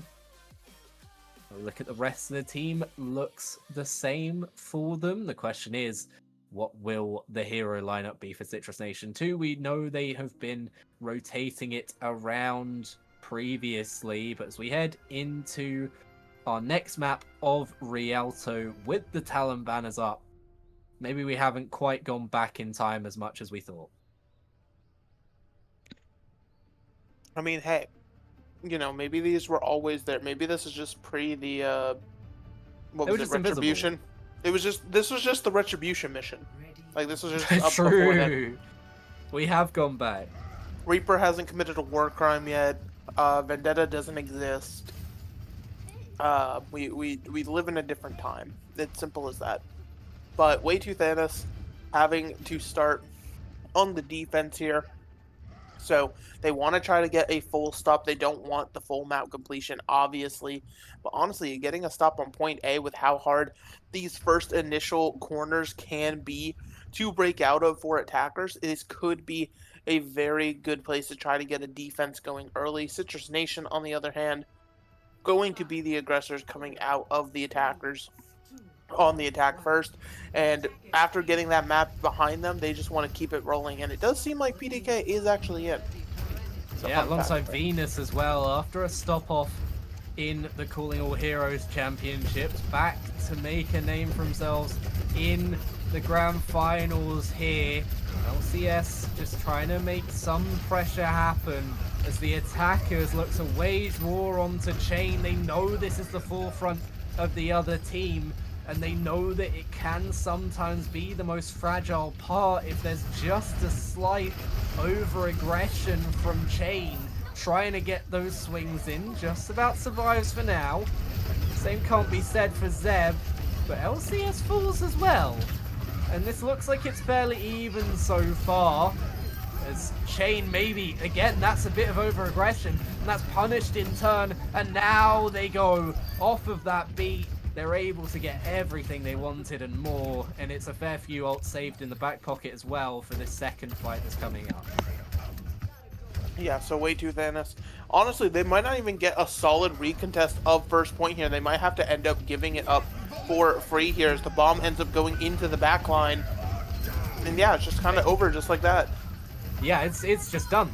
Astro's going to find the drink, but it's only just going to allow LCS a little bit more time to whittle off the clock. 5 minutes still on the board for Citrus Nation, and they are looking to continue exactly where they left off on Kings Road.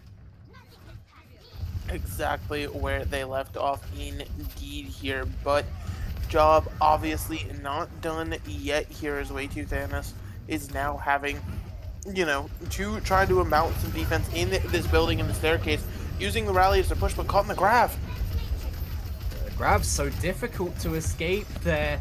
Just held onto the other side means that it's never going to get eaten. Also means that they don't get picks off the back of it, but it's more time for the cart to press forwards. Now Chain is going to look to find something here, surely with that investment But no, the boot from Chronic perfectly timed. Make sure that the shatter can't come through. And now in the 5v6, once again is in Citrus Nation's favor. Hero's just going to take the quick way down to the drink, back into the spawn room. Crazy how the doors work here on Rialto, but Citrus Nation 2 keep on rolling. Yeah, and I mean, just continuing to dominate so far. Again, a situation where Way Too Thanos is going to have a really bad touch if they want to try to contest for the second point here. But they have to contest. They don't want to give it away.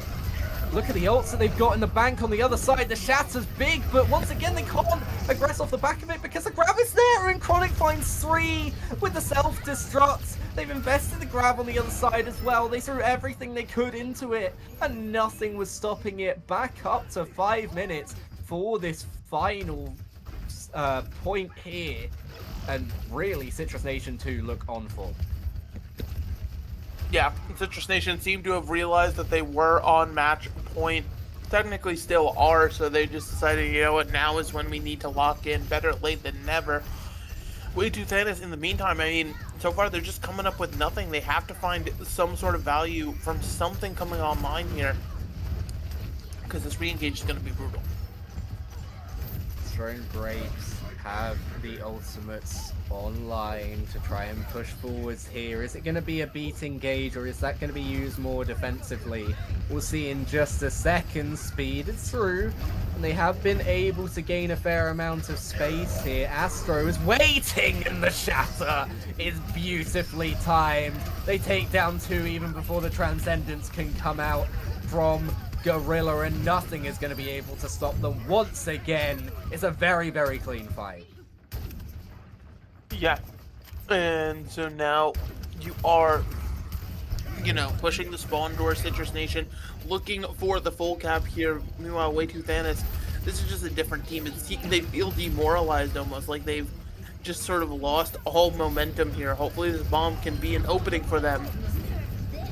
Astro falling after the counter stun is good, but Chronic finds 2 with the bomb again off the back of that investment of the grab. And once more, it's just everything they need and more. They don't even need to invest the Transcendence. It's going to be a victory screen Transcendence for Venus. And 3 minutes 13 is a very, very healthy time back on Rialto. I mean, that's more than healthy. That's like, you know, we're checking for illegal substances in the blood levels of healthy that we're talking about there. Just absolutely just amazing from the side of Citrus Nation. This is a map that you don't even expect to full cap, much less, you know, going through and capping with this much of a time bank here. Way Too Thanos have their work cut out for them if they want to end the series here and now, but I have never actually seen this submarine here. That's crazy. Yeah, it's been floating there. I saw a couple of plays where players playing on cap would just, instead of dropping them into the drink, would just sit them there on the submarine. It's fully interactable. You can just strand someone over there on the submarine. It is a difficult spot to get away from without a cat of your own to get you back onto dry land, but Citrus Nation now looking to prepare for their defense, and with how strong they looked on that attacking side, I don't think there's any question as to whether they will be able to put up a decent hold. It's whether Way Too Thanos can break them down.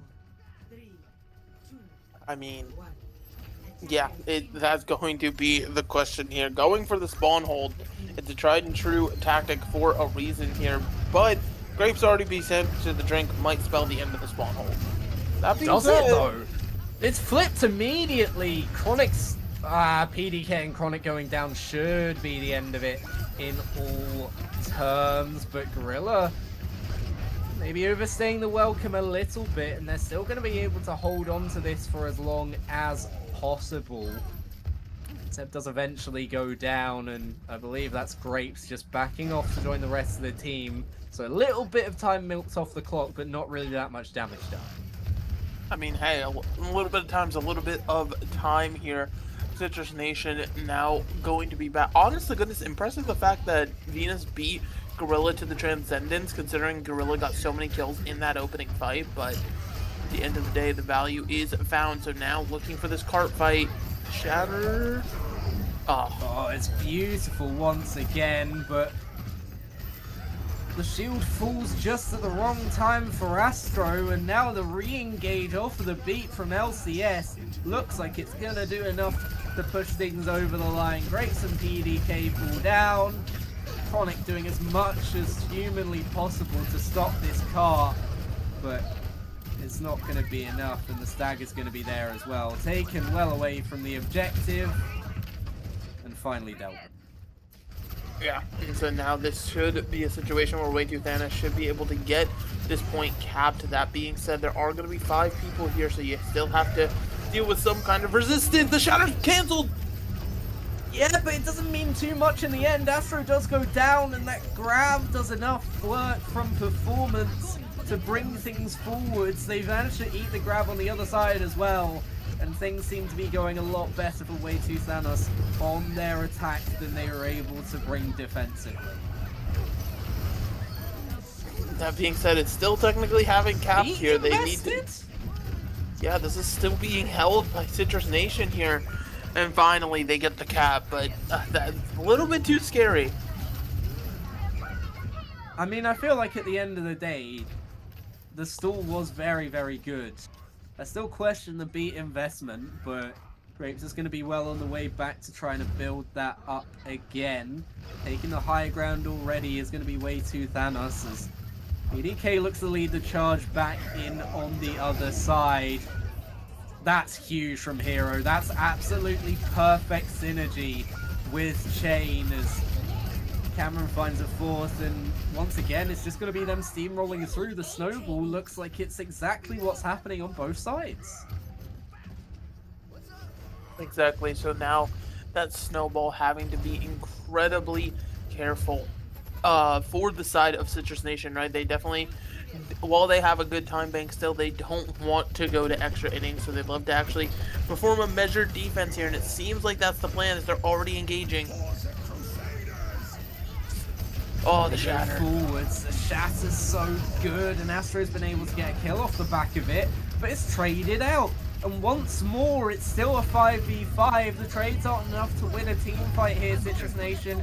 You need a bit more, and they are putting in a lot more. Hero not allowed to remake, and that is going to be a fight win there for Citrus Nation, as Way Too Thanos are forced away with their tail between their legs. Yeah, they finally amount the defense they needed to for the side of Citrus Nation. Way Too Thanos have to take another crack at it. They do have the, a very rare window if they can get in before Venus builds this Transcendence. I say that as just the percentage is ticking up so incredibly fast. But if you can get this grab delivered and the cleanup there with no healing in sight, you really could just win your fight here and now. You've also got to avoid the defense matrix of Chronic, and as Venus is building up closer and closer, LCS looking for a peek over the top, finds more than they bargained for. They're now looking to stabilize, as Zep maybe engages the feed drive a little bit too much. Both teams investing the Transcendence is going to nullify anything here. The Shatter straight into the shield of Astro. And Hero trying to find something here with the bomb. It's not going to be allowed to find too much, but eventually it's too much pressure to deal with. And once more, Citrus Nation are forced away from the cart. Once more, it's Way Too Thanos pushing forwards, but they're fighting back into this. They invest the beat once again. Chronic finds one onto Chain, but it's cleanup duty for Hero now, and that should be that second objective, and in fact it already is on the way. We know that the time bank is going to be better for Citrus Nation, but now the next order of business is how much better. Yeah, I mean, Way Too Thanos, they'd love to be able to get as much time on the bank as possible here, but still completing the map is not a complete guarantee by any means here, so you cannot underestimate what you're playing against. We go forwards. Grab is good to try and isolate Chain here, but the Reinhardt survives and is flung 5 miles into the air, and in fact it's the other Reinhardt that goes down first. Grab in onto a couple of players there, and once again it is a cleanup duty from Chain. It's going to be a very difficult touch here for Citrus Nation, especially if Chronic is taken back to spawn very slowly, and that's exactly what happens. They need to rush out now. Astro counter-stunned, and stunned once again, not allowed to get up off of the floor. Gorilla's just going to enable the rest of the team to keep fighting, and 1 minute 51 is going to be the full-time bank for Way 2 Thanos, so just about a minute in reserve for the team that's looking to continue on in this series and make sure it doesn't end here, but in the grand scheme of things, that's not all that much, and we've already seen that once in this series with Temple of Anubis. Yeah, 110%. But it's just it's an interesting situation to find yourself in here, going extra rounds once again, especially when you had, I'm certain Citrus Nation had a lot more confidence, but now a minute 51 for Way 2 Thanos to set the tempo, set the entire map up here. You realistically need to at least get off of first point into second point. Of course, ideally you go all the way in overtime here, but at the very minimum, to give yourself the best chance against this 3 minutes that Citrus Nation has banked up versus your 1 minute and 51 seconds, it's going to have to be just getting as much distance as possible, which obviously, sounds very simple in theory, but actually getting it done is going to be a whole other story as the spawn hold's coming out once again. Well, we've seen both of these teams snowball effectively in multiple fights, and the spawn hold once again the choice for Citrus Nation to trying to bleed off the clock as much as possible. Astro deciding the time is right to let fly and start swinging the hammer. 2-for-1 trade as Chronic is putting in the numbers. 3 on the fight so far for the D.Va. And it looks like that spawn hold has worked, at least initially. It has, however, missing Astro, you already see the disengage coming from everybody. They're like, yeah, we can't continue to do this spawn hold without our Reinhardt here. So it's going to be at least break the spawn hold, but that's already almost half the time missing.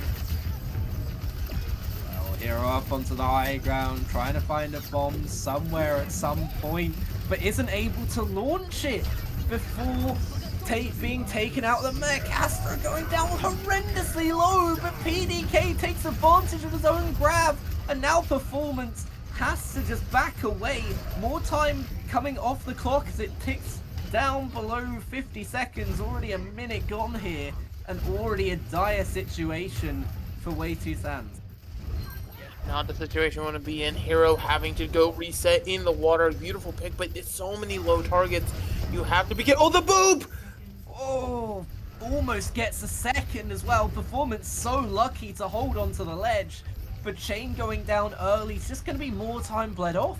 You don't have the time for that now. As it ticks past 20 seconds, you need to invest, and the beat is now online for Grapes. The question is, what can you do with it? Is it going to be something to counter?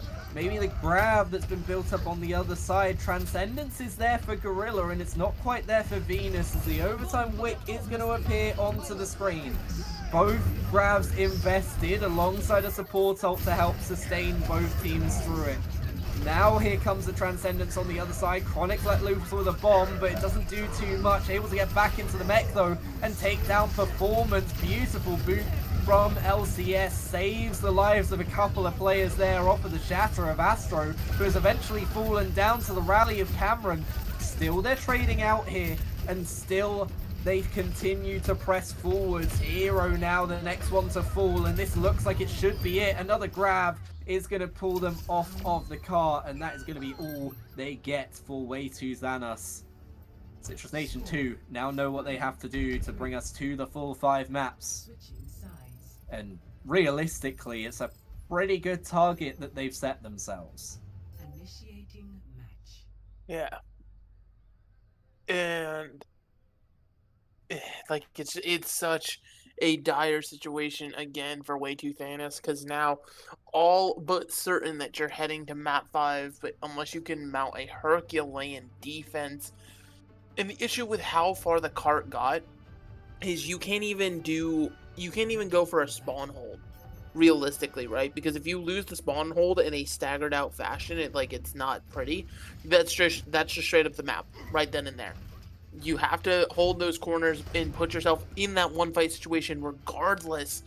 And that's just such an unfortunate position to be in when you're having to just bank it all on a single fight. 3 minutes of perfect Overwatch. It's a very tall ask here in Citrus Nation. They already smell blood in the water. They want to go to map 5. They really do. And I can't see 3 minutes being the way that it goes, but, well, I mean, I've been proven wrong before by both of these teams, so we'll see what happens now as the spawn doors open.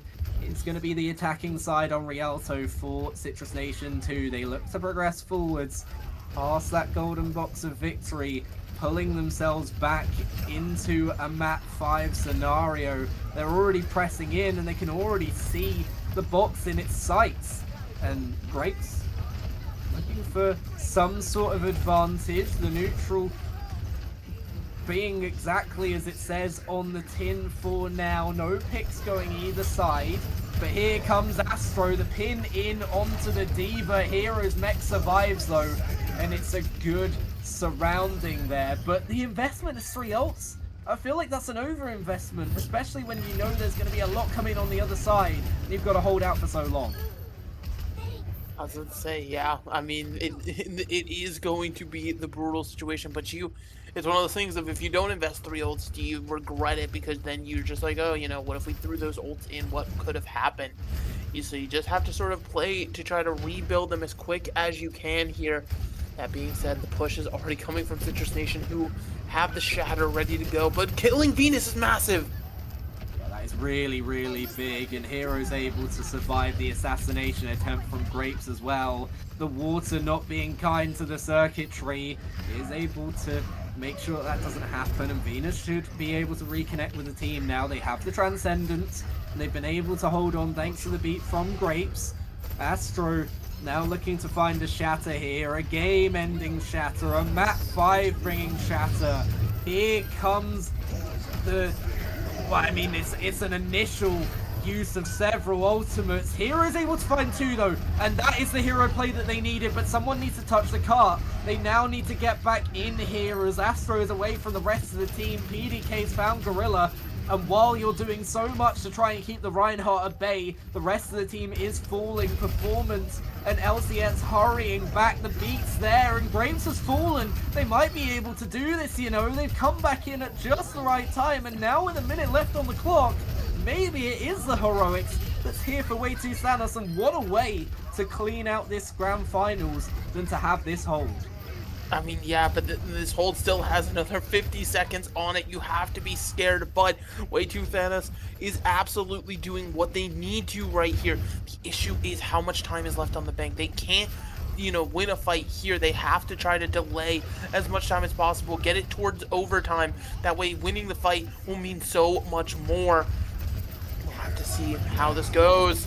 30 seconds left. The grab from PDK finds 1. But it's traded out onto Astro with the Shatter from Chain. It's still trading back and forth, and remember, this is a good thing for Citrus Nation. They don't mind the trades here at the moment. 10 seconds left as the cart starts to pass around the corner. An off angle for Venus trying to find something beat back in from LCS to try and recontest, but that overhealth is going to go down so low, and eventually LCS is going to fall. Going to be the quickest one to try and get back here, but in a 5v6, it's still dire straits here for Way Too Thanos. The Shatter, it's not going to be there for Chain as the Reinhardt falls, and it feels like it's going to be 1 by 1 by 1. The Shatter doesn't find anything though from Astro. Doesn't matter if PDK can keep willing you forwards. And we are going to have cinema here in our Grand Finals. And map 5 banger was always on the cards. And even though the start for Way Too Thanos was so good, eventually it all comes back to where we thought it would be. 2-2. Map pick in the hands of Way Too Thanos for the championship. And boy, am I excited. Yeah, I mean, certainly Citrus Nation probably clinching a little harder than they feel they need to, but they really had to in that situation, right? That was, 3 minutes to round 2 corners, and it did take it going into OT. Like, that's just not a situation you want to be in, but you get the job done. You have to wipe the sweat from your brow. And way to Thanos on the other side of that mental game, you have to start, making sure you're okay, reassuring each other and things like that, that you can get it done in this final map. Because if you start letting those thoughts linger, I can tell you what my first initial thought would be was just, did we just let it slip through our fingers? And you can't have that on your mind right now. GOATS is all about the mental game, and we're going to have to see Way to Thanos try to step up here if they don't want to be crushed by Citrus Nation in the Brutal Reverse Suite. Realistically, the thoughts are going to be there that, did we let this slip somehow? What could we have done differently? The what ifs are going to be playing on your mind, but now is the time to shut it out and pick a map that you think works best for you. 2-2. You've got everything on the line. You've missed out on 2 opportunities. Here is the final stand. You need to find something that works for you. They haven't changed up the composition once. We've seen Citrus Nation do it, but not to good effectiveness.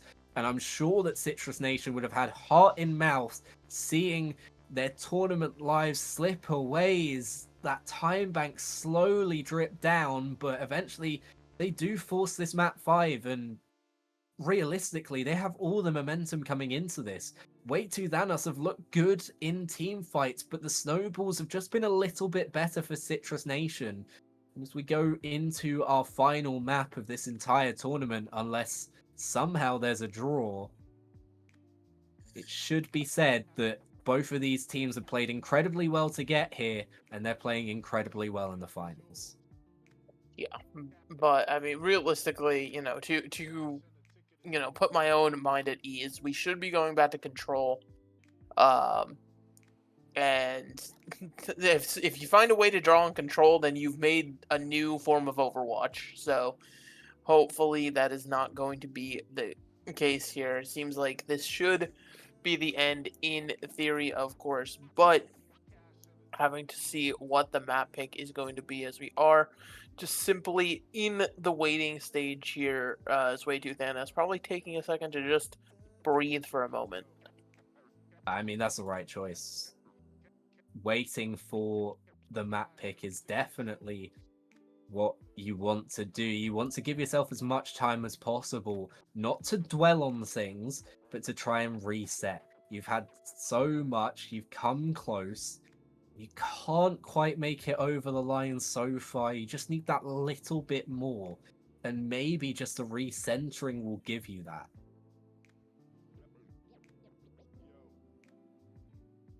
Yeah, the recenter the minds, get everything in a situation.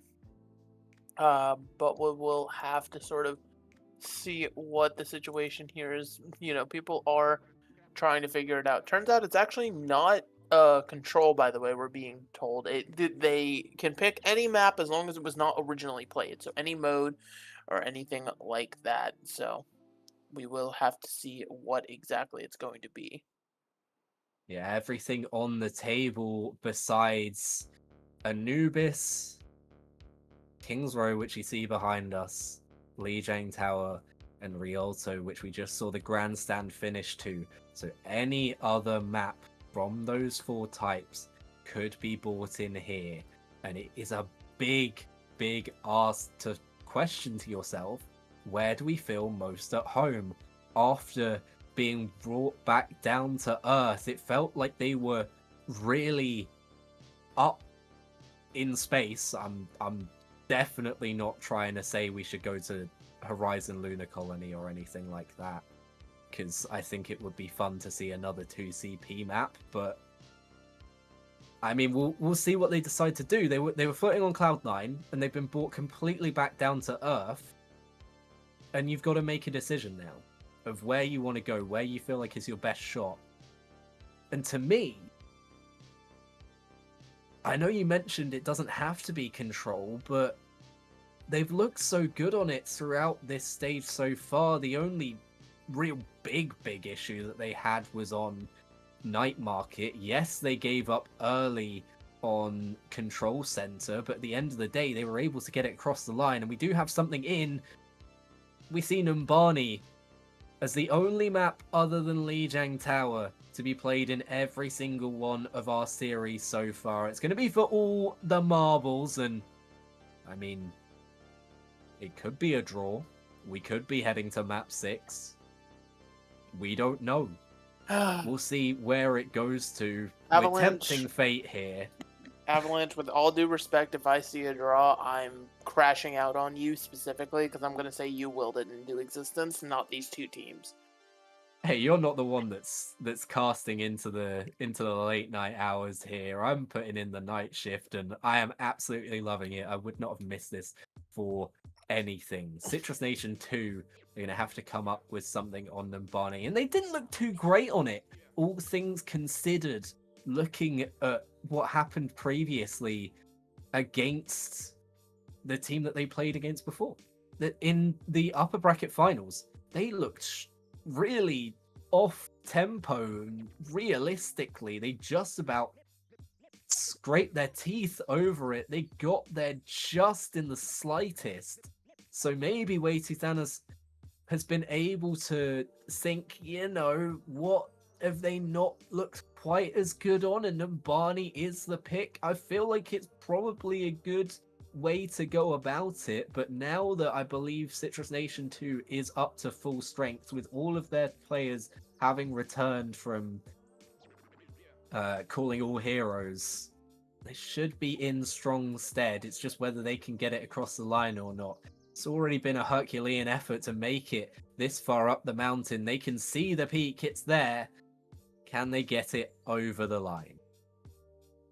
Can they get it over the line is going to be the question, but also, not to equate this to an anime or anything like that, but coming down to Numbani, who we saw was Philip and Friends map pick.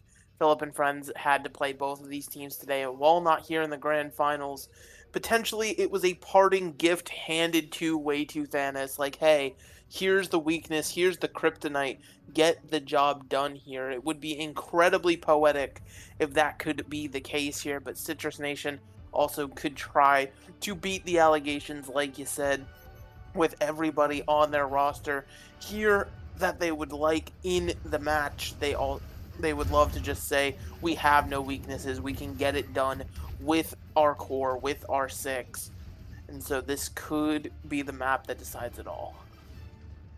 Absolutely. They start their setup here on the defensive side, Way2 Thanos. And after a really good hold in that overtime, yes, they weren't able to hold it all the way, but they made a valiant effort to try and stop that through 3 whole minutes to get 50 meters. They set up here on the attacking high ground and see what they can do. Yeah. And so we have to see what, again, these two teams both had different approaches to this earlier, but it seems like it's just going to be the high ground assault, at least initially, just to scare them out before rotating coast side. The issue with this coast is you're on the edge, and Alucio's looking, salivating for the chance of a boop. LCS is definitely looking for this, but will LCS survive? No, it's a 1-for-1 trade immediately. 5v5 for the rest of this fight. Chronic going down low with the Discord orb affecting, but not able to secure the kill on Performance now going down low as well. Chronic may be over-invested into trying to get that kill and is forced away. Chain has gone down in the meantime. Grapes falling as well, and with the Baby Diva being there instead of the big mech itself, it could be difficult. Still, the trades are going back and forth. Gorilla already building up to that Transcendence, has been able to help out, but Performance just being taken down by PDK. They are surviving here underneath that high ground, trying to make a bit of a contest here as Astro builds up to that shatter. Hero goes with the self-destruct, and Astro gets stunned up and stunned out, but 2 supports have already fallen on the other side. PDK now investing that grab, and it looks like they've done enough to take this first objective, Megalas. indeed. Now, Citrus Nation pushing forward here. They'd love to get staggers, especially onto Hero, demeching the Diva. It would be a beautiful situation to be in here. And now, if you're way too thin, you have to find a chance to regroup. Scrapes deciding, you know what, you're not allowed to get to the edge. And, I mean, the rest of Citrus Nation pushing up into They're on point third. Yeah, exactly. They're already on third. They're taking so much space. Yes, they're going to release some of it. They're going to relinquish the chokehold just a little bit as Hero returns with the mech. Chain now moving over to the other side, but here comes the self-destruct initially, and Astro's found Cameron in the chaos. Already into the backline. Is it an overinvestment? Potentially so, but it means that Chain is isolated as well. Everything being invested once more. It's a total Q fest, but LCS has already fallen. Now here comes the grab as well, and it's good enough to find Hero. The self-destruct not finding anything, and all the while this cart has been moving forwards. This time bank could be monumental. It's like a repeat of Rialto. Yeah, very much like a repeat here, trying to potentially touch, but they just can't. Too much CC, too much stun means that Way Too Thanos can't even get onto the objective here. In Citrus Nation, they have their foot on the gas, and they're not letting go unless they're forced to, it seems. I think they've stuck a brick on it, let alone putting their foot on the gas. It is being held down completely, only waiting to try and get rid of LCS in the backline, and you see it being forced away, trying to do something here. Grapes is going to try and take the 1v1. Meanwhile, the cart's still progressing forwards, decides better of it, decides to go back to help Astro as LCS is going to escape with their life, pushing forwards once again. Astro, the spearhead of this operation. Grab and self-destruct online for PDK and Chronic. Here comes the self-destruct. Can they do something about it? Yes, they will survive for now. There's a big investment to not find anything in the meantime. Eventually, though, performance, it's too much damage to deal with, and the Zarya is going to be falling over.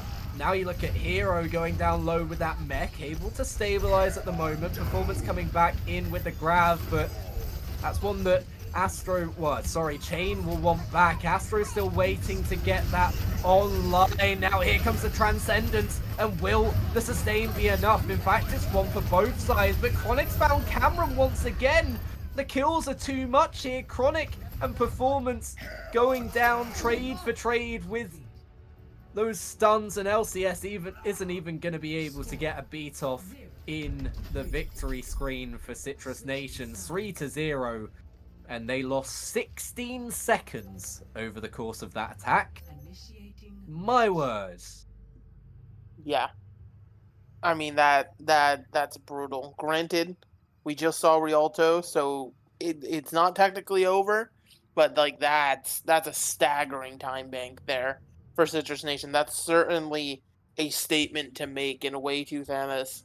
You know, after being up 0-2 in the series, you know, now certainly have to feel that pressure mounting, as for the first time it isn't just, oh, we lose a map, we go to the next one. This is, you're now also on the hot seat, your back is against the wall and having to try to figure this one out here. So we have, you know, it'll be interesting to see how they choose to attack this in Citrus Nation on the defense here. If, you know, holding this high ground seems to be the key for these squads to be able to take more and more time. This surely beats the allegations, right, as well. Being able to capture with 3 minutes and 44 seconds, their attack looks so much better than they were able to muster earlier on in the tournament. The game that we saw earlier as Way Too Thanos prepare to fight for their tournament lives. They have to get towards the end of Numbani to even stand a chance at the title now, and they burst out of the gates, flying through, looking to progress up to that high ground. The question is, will they actually decide to go there, or will it be a pump fake? Nope, they immediately go, turn the corner, looking to get aggressive. Chain's Fire Strike going to be eaten by Chronic, and once again Cameron, who feels like it's been the first pick multiple times in this map so far, once again falls by the wayside. Venus is going to clean up Hero, and it's a clean hold to start off with here for Citrus Nation. Yeah, clean hold to start here, Citrus Nation. They have everything going in their favor right now, and Such a late like, kill onto LCS. yeah, like that stagger already on top of everything. Things are going from bad to worse already. If you're way too Thanos, you have to regroup yourselves, but it seems like already you can tell in their play, they're playing a little bit more passive. They're not the super aggressive team we saw before. And like they need that spark back, I feel like. Absolutely. Chain's been the one to bring them forwards previously, but it looks like it's a little bit more wary. They're worried to do something wrong rather than wanting to do the right thing and take the aggression. And Astro and Chain, 1-for-1, that LCS falling as well puts the advantage for Citrus Nation once more. Now trying to find another kill to cement their case as having won this fight. Invest the beat, look to take down Performance, immediately able to do so, but that bomb is staggering from Hero. Might be the one to turn the tide of this fight. Astro's back in with the Shatter. You need to find something big here as the Transcendence comes through from Venus. Gorilla's already almost built up to another one, and with Hero out of the mech, once again, it's going to be difficult to scale here. Yeah, and so now trying to have to see how this goes, but again, just even more staggers here. It's just like you can't come away with a clean fight when it seems like right now, and your time is just burning further and further here. You kind of need some initial picks to go your way like yesterday at this point, but now would be a good time as well. It's kind of already cemented that they're going to have less time bank even if they make it through to the end at this point. Just given how good Citrus Nation's attack was, but you've really got to start to get motoring here if you want to make it all the way through to the end. 1 minute 20 seconds left on the clock. It's a good stun onto Astro, and Chain is going to be looking for this Shatter, trying to find something here. It's really big, but the Transcendence from Venus counteracts all of it. Now the bomb from Chronic's going to find two. They send them packing once more. LCS looking from the backline, but not much that Lucio can do into 6 characters as once more Performance is forced to back away.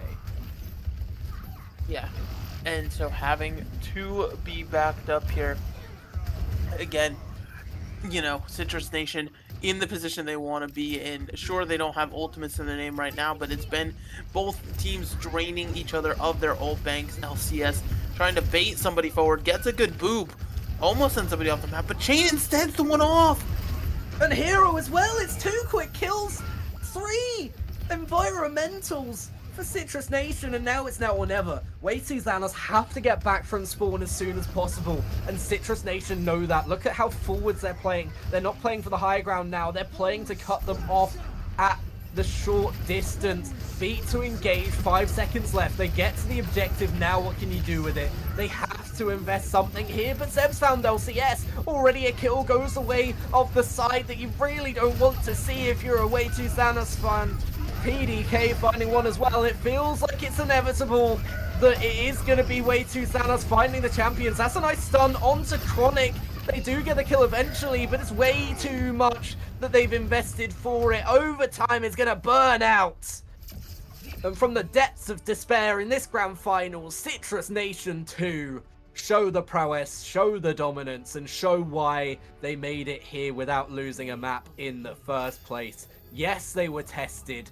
Yes, everything seemed to be going against them in the first 2 maps, but they rallied back. They brought that Brigitte that Goats is so known for, and they made it work. That is the sign of a champion, and that is the sign of your champion. Citrus Nation 2 take down Way 2 Xanos 3-2, completing the reverse sweep. Yeah, I mean, bend but don't break, certainly exactly the mentality you have to imagine here. And Way 2 Thanos, you know, they gave it their all, but just again, once they let a little bit of control out of their hands, it just got away from them here. So Citrus Nation 2, congrats on that amazing victory here. We actually are going to throw it to a quick break because we're going to set up a lovely interview for y'all so we can get some words from our champions and things like that. So don't go anywhere. We'll be right back.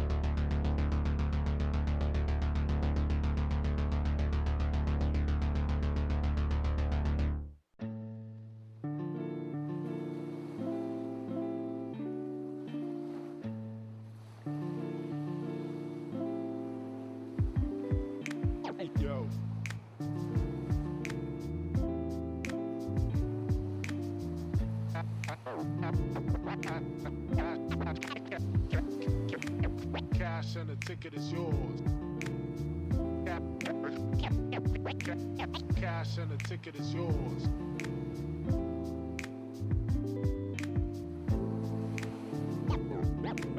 Yo.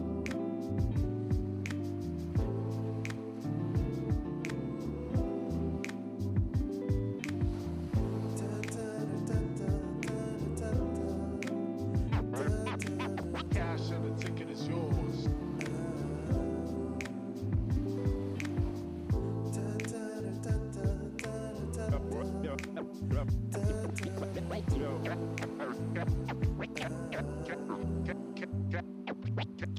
Cash and the ticket is yours.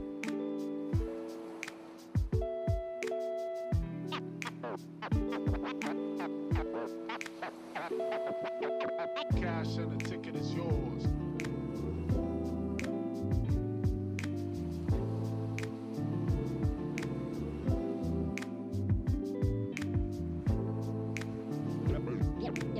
Yo.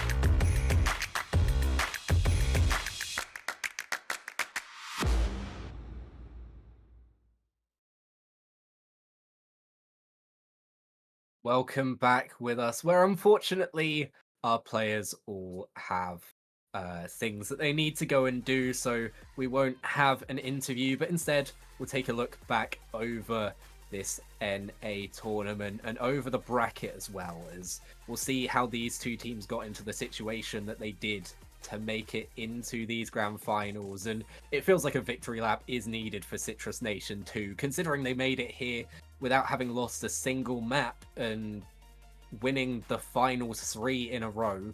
Absolutely insane from them to be able to get things done.